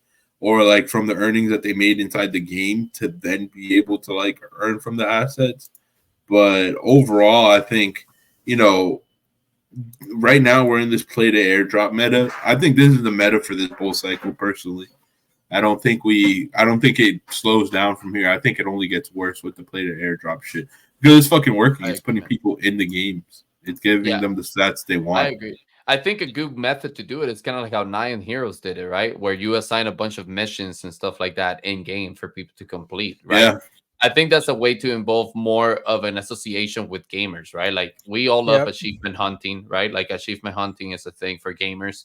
So make it feel like, make the experience of all those things. Like if you're going to follow the airdrop meta, the play and earn, whatever it is, make it feel more associable to like the gaming experience and what gamers relate to, right? So exactly. I think doing it stuff like that, like missions, achievements, like approaching airdrops that way, it's just a lot more friendlier for gamers. It is. And Go ahead, Otto. Okay, cool. So in normal gaming, what you do is when you play something early or you did like some pre-alpha testing or something before the game drops, you get like a special skin or something like that. That needs to happen yesterday in Web3, not whitelist spot. Fuck that shit. I put my time. I've earned my stripes. Give me that shit for free because I was here testing that shit for you. Real quick, I love this idea from Jen. Let's get some play to mint. Battle Pass mint to NFT. In-game items you find or earn can be mintable. This is a great idea, man. A great fucking idea, bro. Like imagine society's doing that, and Illumia technically is doing it as well. Yep. I mean, Illumia, I know you technically need the NFT, even though they did mint most of them for free. But these games are experimenting with this exact model right here. Dude, even if you make it, even if you implement this in the UGC side of things, right? And now you're doing UGC to mint, right? Like imagine like a perfect example, right? Like remember in Call of Duty how you used to be able to make emblems or calling cards and shit like that. You were able to customize them and make your own. Like imagine if you were able to do that and mint that creation as an NFT now inside that game, right? Like that would have been dope. Do you know how many people used to hit me up to create them emblems? Because I used to make like, like Ted inside Call of Duty, holding a shotgun or some shit like that. Like, like stuff like that, like bring the UGC component and bring the ownership side of things and put it into your game. That is I think that's a super dope idea, bro. Going back a little bit on the chat, Kobe saying waiting for like a Paleo or a Helldivers 2 breakout for Web3 games. Kobe, I think the idea is already floating around, man. I think of games like Society, has Illuvium, Overworld. What was the game that you and I played? Not Illuvium. Providence. It's very Illuvium similar. Overworld is doing the same, trying to do something similar. So I mean, we'll probably get that moment. Yeah, it's definitely coming. I would say definitely coming. It's to me, it's to go back to the airdrop conversation, like. I want to say this here so we can like clip it and be like, ha, we were right in like 3 months. We're probably going to see them, Elon Musk came out and tweeted that they want to get rid of like engagement farming in Twitter. That's going to lead to like some really interesting experimentation from games where they're like what happens if a game's Twitter account gets shut down because they tweeted something that might have been considered engagement farming. I think we end up seeing more of the stuff that we've been seeing with like Pac Moon and Block and Portal, but for games now, because like I think one aspect of the Nyan Heroes campaign that was very successful that a lot of people didn't really pay attention to because of how well they executed the gaming side of the airdrop is the social side of the campaign, where it's like you had so many people putting .nyan in their fucking bio. They were, doing like the retweeting, the liking, the commenting. I see us going through this meta where a game version of like the social questing campaign becomes something where it's like, depending on how many impressions you get on some of your tweets, you might get a little more of an airdrop from their token once it launches. I don't think that'll be sustainable, but I think it's something that we're going to see happen as like the evolution of what Nyan Heroes did. And it's like, all right, now the next layer of social campaign is impressions to earn. And, before the game comes out, the people with the higher impressions get a fuck ton of tokens, and then the game comes out, and then you have in-game missions as well. Like I love the in-game missions with Nyan Heroes.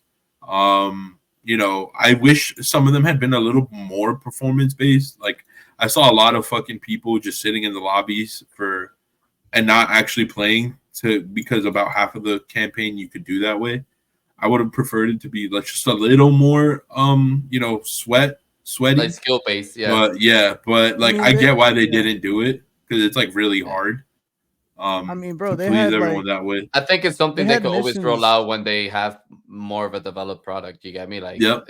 It's dude, they had missions for wall climbing and jumping. There was a lot of different things you could earn. Yeah, I did that. all that stuff, but at the end of the day, you still got a ton of upside by just sitting in the lobby, which is you never want they that. Need a report player system for sure. I was because I was fucking doing like 3v6s 10, 12 times a day because there was a bunch of fucking farmers just sitting in my lobby. That shit was annoying. Nobody was moving out of the fucking spawn. That's where you get the AFK ban hammer, bro.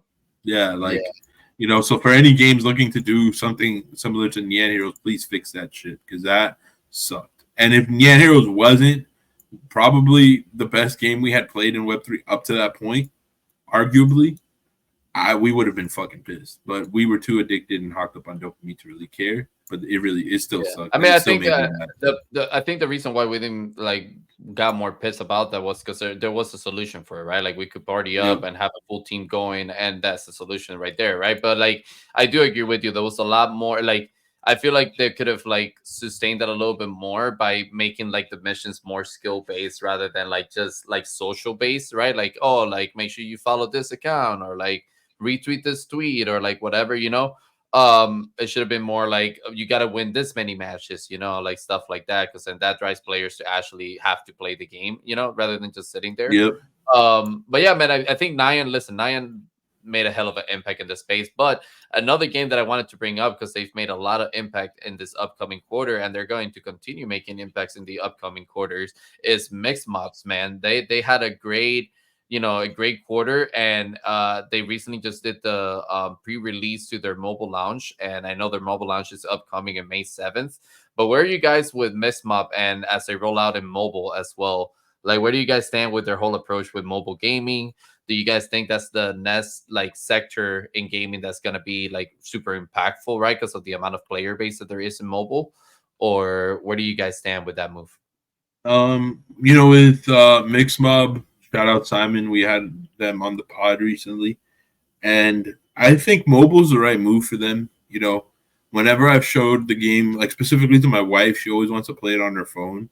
To her, it's it's cool on the PC, but I'd rather just sit on the couch and play this shit while I'm watching a movie or something. So I think they've always built with that in mind, and it's going to make the world of the difference. I know they're very aggressive with the number they want to hit. They want to hit 1 million downloads. Should be interesting to see what strategies they take to get there. I know we talked to them. They said they were going to focus on Twitter and Facebook. Yeah, and it was and I'm bullish on that because Simon used to make Facebook games. Yeah. So if anyone fucking knows Facebook, it's that guy. So I love the idea of it being on mobile because it would be easier for me to play Mixmob and Seraph, right? That is always thinking of how to multitask 2 games at the same time. It would be way easier to have the phone open and go for a race. And don't let this man fool you guys. He's actually running in the background his 13 accounts in Night Crows, and he's actually running a generator. He's actually running a generator just to run the amount of screens that he has going on right now. Y'all know that part of Endgame where Doctor Strange is doing this that's Mizzy, just the fucking different games he's looking at every time. He just sitting there, he's sitting there floating, doing this, just fucking playing every single game at once. Bro, I honestly, there's so many fucking grifters in this space that I overcompensate. Jackie's agreeing with us, bro. Yeah, she knows. I love games, man. I love playing multiple games at the same time. It's something I've always done, and ever since mobile came out, even when mobile didn't come out though, growing up, I would sometimes have Diablo and WoW open at the same time like PCs right next to each other, and like I would do a quick Diablo run and then, like hop into WoW while I was waiting for like a PvP queue or something like that. Because sometimes the PvP queues were like 15, 20 minutes. You know, one thing that I'm gonna say about Mixmob though, to touch on your point of like the million downloads and that being a huge goal to hit, right? I think one thing that's gonna help them out a lot is the fact that they have a wagering system, man. And their wagering system attached to like their own streaming platform that they created. You get me? I think that's super genius because it makes the interaction of like, okay, I'm a player in Mixmob, but I know I'm a casual player, right? But I also enjoy maybe Hado, who's a really competitive Mixmob player, right? And I really enjoy watching him play. Now I can join his stream and watch him play, but I can also place bets on his games. And if I'm a fan of Hado, and I know Hado has a huge win rate in Mixmobs, maybe that's a way for me to start earning inside their world and have some type of like connection to that side of the world, right? And I'm earning through Hado, similar to like how rental system or like scholarship system work in other games, right? By just watching him play and him winning matches, right? And me betting on his games, I get a cut out of that, and he also gets a cut out of it, right? So I think that's a super genius thing that they managed to do, and I think that's going to help a ton with acquiring users and also just retaining users in general. Yeah, I wanted to chime in on this conversation. All in on Hado from Justin Lucas, man. You have another fan. Let's fucking go, Hado. Let's go, baby. Yeah, I just want to chime in. Mobile makes the most sense for this game. It is best played in a casual sense, although you can get a little competitive with it, but you know, the casual. Nah, man, that shit is fucking. That shit gets sweaty. Yeah, that game is highly competitive. I predicted that Mizzy was going to say that. That's why I said it, because I want a little soundbite from him. But let's keep going here. Let's keep cooking. So I want to say that this game right here is a mobile game that was built on PC first. It's kind of weird to see the reverse effect of it, but this game is going to shine on mobile. I can see. I don't want to make the comparison because comparison is a thief of joy, right? But I compare this game to like the Raid Shadow Legends kind of adverts for AFK journey that I've been spanned with all my life when watching YouTube videos. And I see a world where people are making Mixmob content, and you're gonna go play the game, and then you're gonna find out that Mixmob is actually a really fun game. And there's a reason why Mizzy spoke up, because he's like, nah, it's motherfucking competitive. Yeah, we get it. It can be competitive. It can, right? But it's a very casual looking game with little cute robots and stuff. The lore is kind of wacky, but it's also cute. And like, to me, it just screams success on iOS and Android, right? It just screams that to me. And I want to take it a step further. Put it on the Switch. Because then you have another demographic that is another mobile market. Low key, it's another mobile market because they've thrown a lot of mobile games on there. I'll tell you, it's a mobile device. No, there's like games on App Store that I've seen that I'm shocked that they're on the Switch. But actually, I'm not that shocked because the Switch needed games back then. But put it on the Switch. That'd be another great place for them to hit that 1 million download mark that they want to hit. Yeah. That's a great take, man. That's a great take. I mean, listen, when it comes to Mixmobs, I think is like you said, I think rather than a casual game, I see it more as a social game. You know, it's a social game. It's a funny ass game. It's super fun. So like if you're just playing in a casual way with friends, you're going to have a shit ton of fun. But dude, it's highly, highly competitive. You get me? So it's going to be really interesting seeing it on mobile. I think that's going to definitely help the decision making and like the quick reaction times and all that type of stuff. But what I'm super interested to see as well is that they're going to add a 4-man like race type of thing. So instead of being like a 1v1 type of situation, it's like a free for all, like a 4-man free for all type of scenario. And I think that changes up like the whole dynamic of the game. I also think Simon said on the podcast that they were gonna do a team-based like game mode. So it's gonna be like 2v2s, you know. So that's going to be super interesting, and it's going to change the whole dynamic of the way that you play that game. So, you know, I'm super hyped for everything they have going on, man, and all the upcoming changes. Last thing I want to say. Well, I'm talking real quick. No, go ahead. Cosplay? Oh, yeah, cosplay. No, not cosplay. Crossplay, not cosplay. Oh, I was going to say crossplay. Oh, they are doing crossplay. Yeah, they are going to do crossplay. Yeah. So think about this: when Among Us came out, people that didn't have all the PCs and shit, you can play on your phone. Oh, okay, cool. So then, like, all right, I'm taking this over. I actually see something. I actually see potential for like temple run style virality with this game. Because of how like customizable the bots are and shit. Yep. Like I really see a lot of fun happening with that way that culture goes. Like, I don't know if you're just gonna keep playing like that, bro. I'll keep talking. But but yeah, like overall, the way I look at it is the way that the gameplay works. Yeah, like social aspect, competitive aspect, but like the way that they're putting together the customizability around the bots to me is actually like the sickest fucking part. Yeah. What Temple? Oh my god, so much. Like what Temple Run lacked was like that level of emotional attachment and like customizability. I feel like most mobile games lack that. They lack soul a lot of the times. That's just my opinion. Like there's a certain level of like, okay, let me get really invested into this game that I don't really see happen with mobile games often. I can see people like train up their bot and get attached to that shit, or Go ahead. I was just gonna add a game that has done that really well. It's actually, and you're gonna think it's surprising that I say this, but Call of Duty Mobile has actually done a great job at making their skin super like hit home in that personal connection. I think it was the other day I saw it on the TL, like they released the skin, bro. It was like a whole fucking movie going on in the skin of the gun. It was like a whole war happening in the gun. You get me? So yeah, like that's fucking fire. I think it's super fire, and I agree with you. I think that's a huge thing that a lot of mobile games lack. But go ahead, continue with your point, sir. No, that was it. That was it for me. Like, funny point on Call of Duty Mobile. Maddox's wife actually runs a guild on there, and they get together like every day. Oh, really? That's funny as hell. Yeah. So like, it is doing a good job at building that attachment, and like, I would love to see that type of shit for Mixmob on mobile, personally.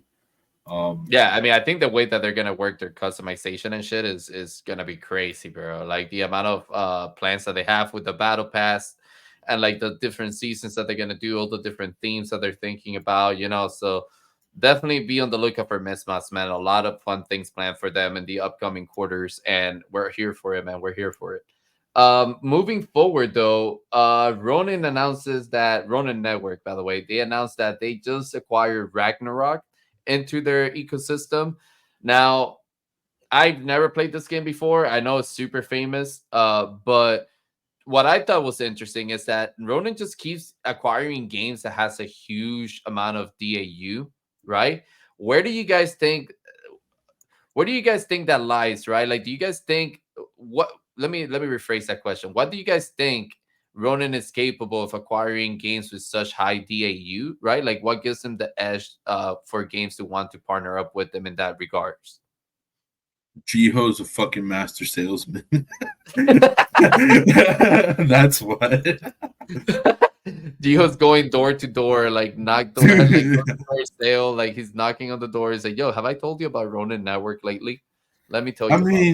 I mean, you gotta give credit where credit is due. Like, I don't think the guy I know a lot of people, they think Jiho's overrated, and I think he's underrated. That guy knows how to sell. He knows how to sell a vision. And in my opinion, he just knows probably what to say in some of these meetings, and maybe the vision's, bullish enough. Obviously it is. And like, he's talked to the, developers of all sorts of like studios, built all sorts of games, learned from them. So Ronin is fucking locking that shit in. Yeah, man. I mean, I think that's what also helped them stay up ahead of the competition and staying as one of the most popular chains in all of Web3 gaming, right? Like, they have Ragnarok, which has 50 million DAU. They have a game like Pixels, which I think the last time they announced their DAU count was at 22 million or something like that. So, a massive amount of user base into their ecosystem. I just wish they had games that I was more personally connected with, right? Like, I really don't enjoy this type of games. But I know a huge priority of people, especially in the Asian communities and stuff like that, they like this style of games. So, props to them, man, and congratulations on the new acquisition. But Hado, do you have any opinions on this? Number go up. Choose rich every time. Choose rich. You hear here, man. Shout outs to Nifty Nick. NFT Nick. Bro, I don't know why this shit keeps going up. I don't know why people like Ronin so much. I don't know, man. Like, it's not my I'm not the right demographic. That's And true. I don't Yeah, have anything. like I don't have anything against Ronin as a network. You get me? I just literally have not seen any games that I want to play in there. You know, so My experience with except maybe Ronin. like what is it, the machine arenas? You Yep. know, maybe then, but like we've never really played that game that much. So My experience with Ronin is someone came at me because I talked about XRP and said, "Fuck XRP! I made my bag of Ronin. Why the fuck would you want to be an XRP?" That's my okay. experience with Ronin. Bro, So you I don't always know. find somebody to like that's piss you off. by funny XRP. because I don't understand how you managed to do that. that's funny because that's my experience with XRP maxis and ETH. So I mean, it just goes all the way around. Anytime I'm like, oh, I fucking love ETH, XRP maxis are like, oh, ETH gate. Like, bro, I don't fucking care. It's the Like, full Yeah, circle. Yo, shout out EK. Shout out we got EK. Let's we go. got Damien in the chat, like Them niggas fucking going to over jail. here, supporting Ape Iron, bro. Listen, Damien, I'm gonna have to play that game with you, bro. You're gonna have to teach me the ways. Right? Ape Iron is based. I love Ape Iron. I don't know, man. I couldn't get behind it, but maybe I need to play with both of you guys and learn from you. Because holy shit. All right, well, listen, I gotta play more, I guess. Going back on the Ronin point, I will say what I love about Ronin, and I am not, I am technically ethnically the target demographic, but gamer wise, I'm not the target demographic. You know, I don't play their games, but they know their target customer. They know, you know, like, okay, we got to get people from a certain demographic to play this game. They're the ones that are going to grind the shit out of it. They're the ones that are going to get involved with it. And, you know, they're really good at that shit. And they know exactly how to cater to their customer. They don't fucking I was going to say that. I was going to say move from that at all, ever. Every game they bring on chain makes sense for their target demographic, which is Southeast Asia. They've built a solid community and they know how to cater to their community, you know? So I think their community is happy. But me, from an outside perspective, I haven't seen an opportunity for me to be like, holy fuck, yes, I'm all about Ronin, you know? Maybe it will come. Jen, I'm with you, bro. I didn't like Ape Iron either. Too much going on to know what's going on. That's exactly how I felt, bro. I couldn't even concentrate on my little water guy looking slug thing. I was just trying to survive and just collecting all the cars possible. Dylan the Villain asking if we're going to be in Rare Evo. We are not, sir. We will not be in Rare Evo this time around. Maybe next year. You know, who else? Dylan also saying Kydro looks dope. Haven't really seen much of Kydro. Actually don't know what type of game it is. What type of game is Kydro, guys? It's like an anime MMO thing again. Okay. Like that was my understanding of it. All the MMOs, man. All the MMOs. Yeah, but I'm like so picky with MMOs. Like, well, I mean, at this point, just throw a dart in there and you'll hit an MMO. You know, like. But outside of maybe Illumia, none of them are really like scratching the itch. Like, you know, it's. I need more FPS, man. I need more FPS. You know. But that's the thing. Like, and the same argument could be made for FPS. There's FPS everywhere, but you haven't found the FPS. I feel the same way about MMOs. Like, there's way more. Listen, I will die on this hill, bro. There's way more MMOs that you can get. We could break it down. There's Haven's Compass. There's Compete. There is the game we played on Friday. There's Seraph. I might even going to attempt this count. I'm just gonna add the chat. Chat. Do you guys feel like there's more MMOs games choices in Web3 over FPS, or the other way around? I feel like MMOs are way more in abundance. It's crazy. I would say it goes in Web3 right now. I feel like it goes MMO, TCG, FPS as far as availability. Nah. As far as TCG. TCG is like 5x MMOs. I mean, you know, okay, I'll give you that one. TCG, MMOs, FPS in that order. There's way more. That's my opinion. That's way more. Like meta ops. There's only Shrapnel for Web3 FPS, and that game is just that's what I feel. That's what I'm saying. Like, there's tons of options for FPS. You don't like any of them. I feel the same way about MMOs. No, there's just no access to them. There's tons of MMOs. They all just estimated. Outside of maybe Nitros and Illumia, like the rest of the MMOs suck. And let's be honest, Nitro sucks. It's just great that we don't have to play it. There's Genso. That's another MMO.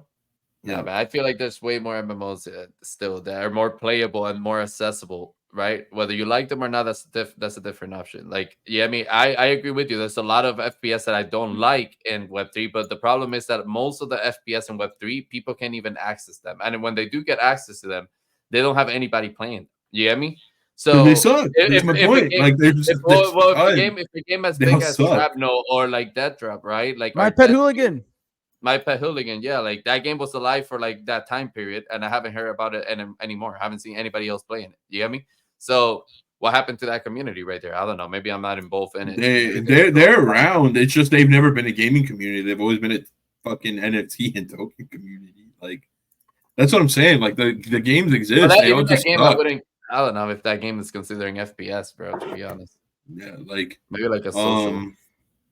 It's it comes down to the fact that all the games pretty much suck, and it has no traction. Like on a scale where lobbies are full, unless let's call it for what it is.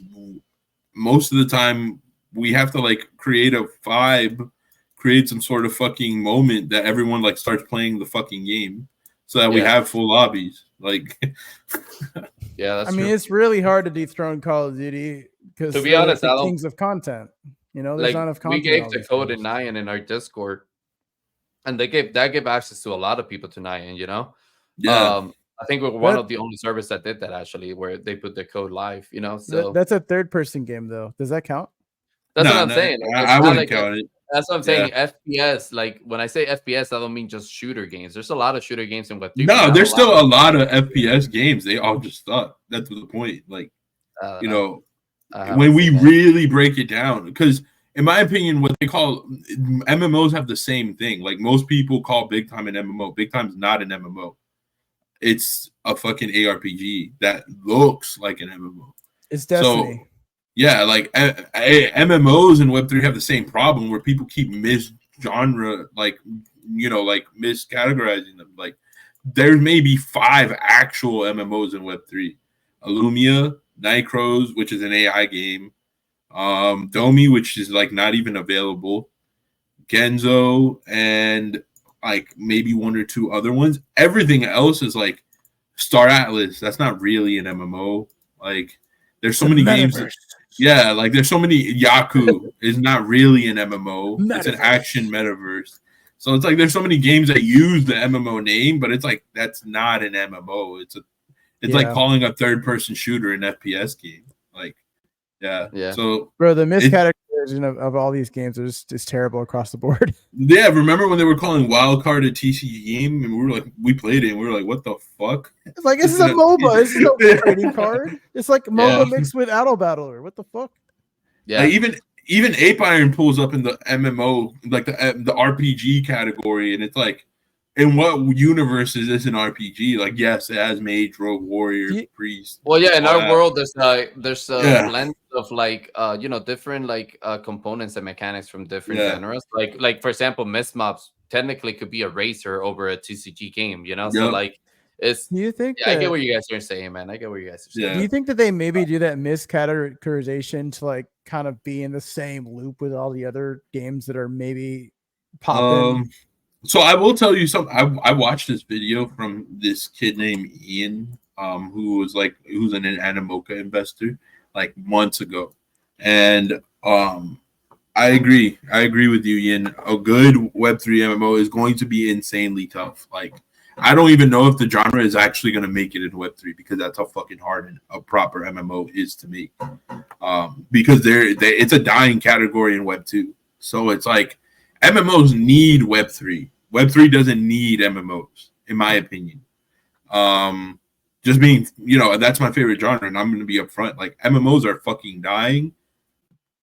Web3 might revitalize the genre, but otherwise, like, yeah, it's going to be really difficult.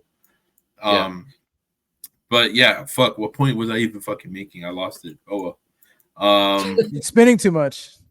Yeah, it was, four things at once. I was listening to this this video from this guy that was investing from Animoca, and he said that the way that VCs love to look at investments is they love them to be like cross genre. For example, Tesla is technically like an electric company, a car company, and a tech company all at once.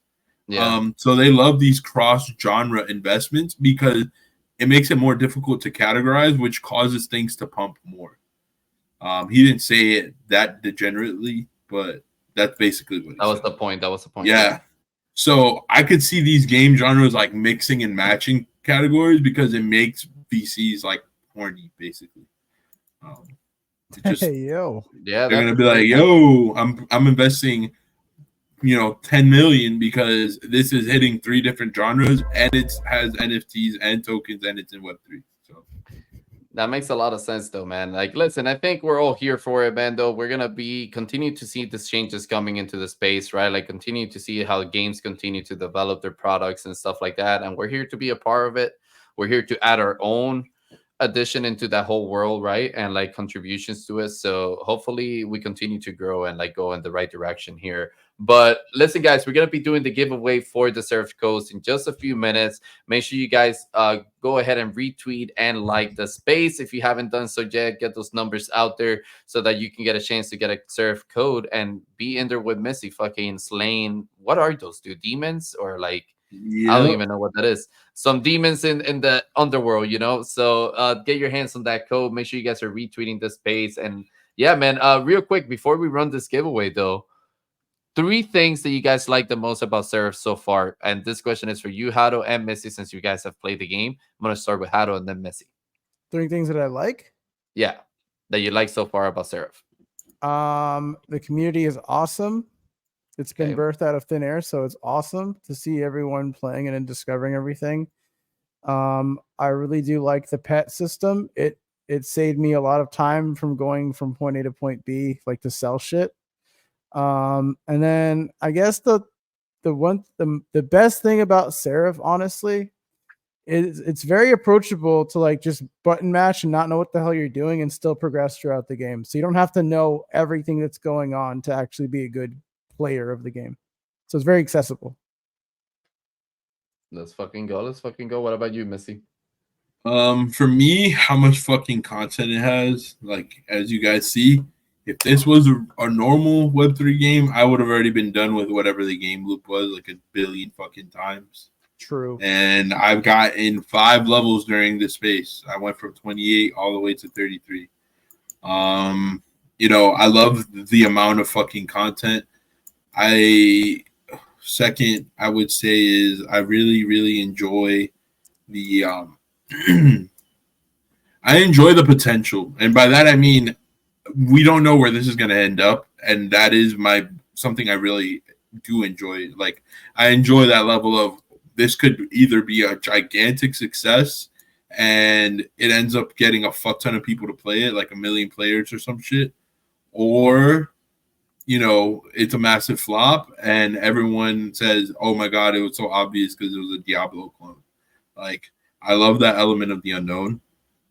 Lastly, I would say I love, I have to agree with Hado. I love the community, how everyone's kind of like come together and organically like built this vibe within it. It hasn't come from one place. It's genuinely been like a bunch of people that fucked with Path of Exile, or a bunch of people that fucked with Diablo 2, or like games like Torchlight or other popular ARPGs that just came together and were like, all right, we're gonna fuck with this game in Web3 because we're nostalgic for those old titles, and it seems to kind of be working. So I can't wait to see where it goes from here. Dope, dude. That's dope. I like it. I like what I'm hearing. I'm excited to play it, dude. I need to jump back in there. Another game that I want to continue playing is Moonray. I was a little upset that I didn't get to play Society this time around when they opened up the playtest. I was really looking forward to jumping back in there, man. I don't think you guys have had a chance to play that one yet, right? Nope. No, I have not. I'll be honest, I haven't seen anything that got me like, yeah, just retweet and like Dylan for Seraph codes. Get all the NXG fam in here. I will say, like, I didn't see anything about the game that got me genuinely excited. I'll be honest, like, I usually fade melee games. They always end up broken because they don't have like enough balancing or something. I don't know. They just never do it for me. But if you're saying it's good, like I'll peep it. I mean, I enjoyed it, man. I think they have a lot of like parts of the games that could be a lot of fun, right? Like they had the whole party game mode where it's like the more like the MMO side of things, right? Where you're doing like quests similar to like what's that game? The one that looks like Halo, but it's not Halo. It has two Destiny? parts, bro. Destiny, yeah, it's kind of like similar to Destiny, right? Like that game mode, and then they also have Team Deathmatch already and stuff like that, which I thought was super cool for a game that early to have. You know, if you're able to have like different game modes and people playing together and being able to find lobbies and stuff like that in an easy way, then you're starting off in the right foot, in my opinion. You know, so I thought it was fun. Definitely some balancing that can be done. They have like the whole like no gravity effect when you jump, which I'm not a huge fan of, but they do have that, and the maps just need to be way bigger. Like it's too easy to spawn trap in that game, but you know, little fixes here and there that I'm sure they're gonna address once they continue developing and as they continue to do more playtests. But yeah, guys, we're about to run this giveaway for the Seraph codes. Make sure you guys are retweeting, liking the space, like always, like we've been saying. But man, this has been a fucking fantastic episode, dude. Let me bring up this Twitter picker. Let me actually switch this real quick. Give me 1 second, actually. That's good. All right.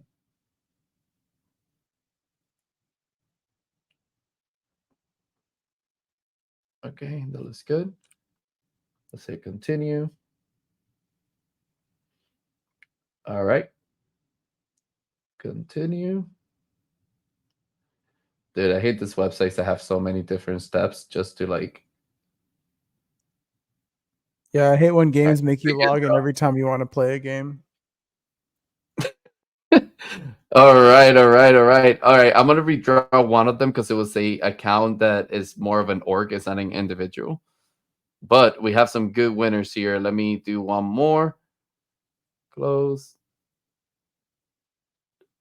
Oh wow. Hold on.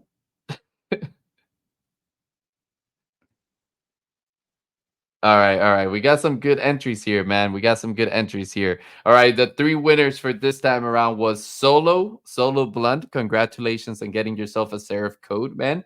We got Professor Pressure. Let's fucking go. You got yourself. I don't know if Prof already has a code or what, but if he does, He's in hey game, man, yeah. maybe you can give it to your community. I know you have your Discord and stuff like that. Or if you want to pass it along to another person here in the chat, we can do that as well, whatever you prefer. And then the third one is our friend Justin Lucas, man. Let's fucking go, Justin. I feel like this is your type of game, dude. So you see look at Justin's comment? good. Rob, you better give me your code, man. You got your own code, dude. You got your own code. Relax. Greedy. Motherfucker That was funny, greedy. dude. That was funny. Let's fucking go. Congrats to all the winners, man. We'll be hitting you guys up on the DMs to send you that code. And yeah, man, get yourself playing inside Seraph. Make sure you guys are having some fun. Lastly, we said Dylan saying, I grinded heavy metal for so long. Oh, dude, I feel bad for you, man. Feel bad that you had to go through that. But anyways, guys, this has been a fantastic episode of the Catalyst Effect podcast. We'll catch you guys here next week on Sunday for episode 27. We're going to have a super special guest on that episode. So definitely make sure to come back around and say what's up. But yeah, guys, we'll catch you guys later. Peace. Peace.